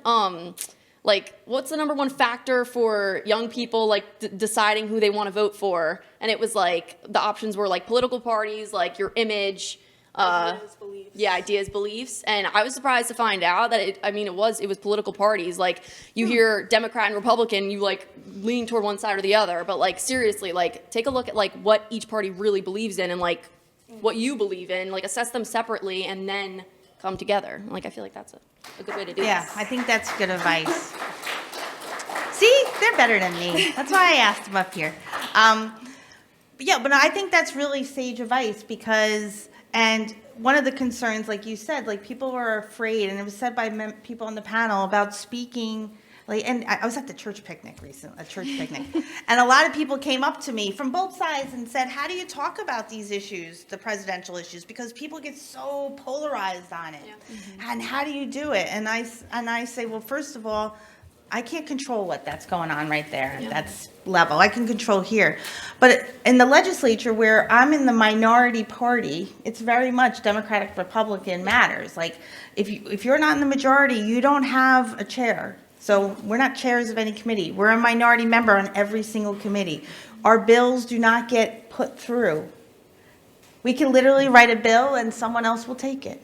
And I'll say, well, as long as I'm communicating with my voters that they know I've advocated on their behalf, but we have to strive to work together where we can. So that's the advice I give everyone. Like, try to find the issues. Like someone said, don't dive right in and talk about politics with people. Yeah. But talk about similarities and issues that you're facing. And I think most people in public office care about all of those issues. But you're right, you have to find out like what issue matters most to you and how is that going to dictate and it dictate your vote. And to me, from what what I've studied through the years, it does come down to demographics. And the New York Times did a great job covering that. They covered multiple demographics in their story about what are the presidential candidates are talking about. They're talking to all the different demographics. Yeah. So that should show you, I hope, and you all, that your voice and your vote matters. Because that's what the two candidates and other people, but the two primary candidates right now and their surrogates, the Republicans and Democrats, they are talking to demographics that they need to come out and vote. So that's how powerful your vote is to others and to the process, because you are going to dictate that conversation going forward. So that when we look back on the New York Times in, next year, you're going to start, I challenge you to open it up, like look at the turnout numbers. Maybe I'll come back and I'll share with you the turnout numbers. And then you look at the New York Times next year and see if that correlates to the issues being discussed by the governors next year. I think it will, because that's what history has told us. People get elected based on how they cater to their electorate. As I say, I must humble myself to ask you to vote for me. That's okay. And then I represent people, when I first ran, I got 52,000 votes in my favor. I got 31,000 against me. I still represent that 31,000. Yeah. And it's really important to, again, speak to all the demographics. And yours is really important. And if anything, it inspires me to continue to move forward and do what I'm doing, the work that I do. Is there anything else that I should think about as an elected official? I mean, just one thing I had in mind is don't be ashamed to not know. Everyone always talks about how important it is to vote, vote for your candidate, but no one talks about how when you don't know who to vote for, you don't know what's going on, how it's scary to vote. Well, who am I supposed to throw my support behind? I don't want to throw my support behind the wrong person. Seriously, don't be afraid to reach out and ask for help. I had issues I literally had no clue on, I still can name issues that I have no clue, just no idea about. But there are people seriously, especially at Brookdale, Professor Moshberger is one of them. He's literally the best guy, and he'll give you information you need, and you don't have to feel ashamed, embarrassed, to not know. I feel not knowing is something that everyone does. We all need to understand that everyone doesn't know. So it's not a big deal. Don't be embarrassed and be in the know. That's what I would say. And I want to add on if we just listen to each other and we just listen to each other's ideas, and we'll realize that we have a lot more in common than we are divided, because the more divided we are, the more we're just gonna be more polarized and fall apart. And if we just come together, it doesn't matter the parties, just come together and it'll be good. Just listen to each other, because we have a lot in common that a lot of people just don't want to listen to the other party. Oh, yes. And yes. Yeah, no, I mean, nothing gets done. I mean, in Trenton, we all, when I do the speech with my female panel, our female legislators say if we could just have 48 hours just to run the state, both parties would get it done. But that's not one joke. But otherwise, if Republicans and Democrats do come together, and we all do, we build, it's about building relationships. Yeah. And when we do come together, we do end up doing great things for the state of New Jersey. And you all can have that role. So I want to thank you for participating and sharing this information with me. I want to thank you all for your attention today. I hope to see you at the polls. There's many, many days. It's election day, everyone. What's called election season. So get out there and get your vote and get other people to vote. I think our civic obligation expands beyond just your vote now. You're the engaged group. Go get other people, bring them to the polls, make it a thing. But also make sure if you ever have any questions, always feel free to reach out to my office. We're always there for you.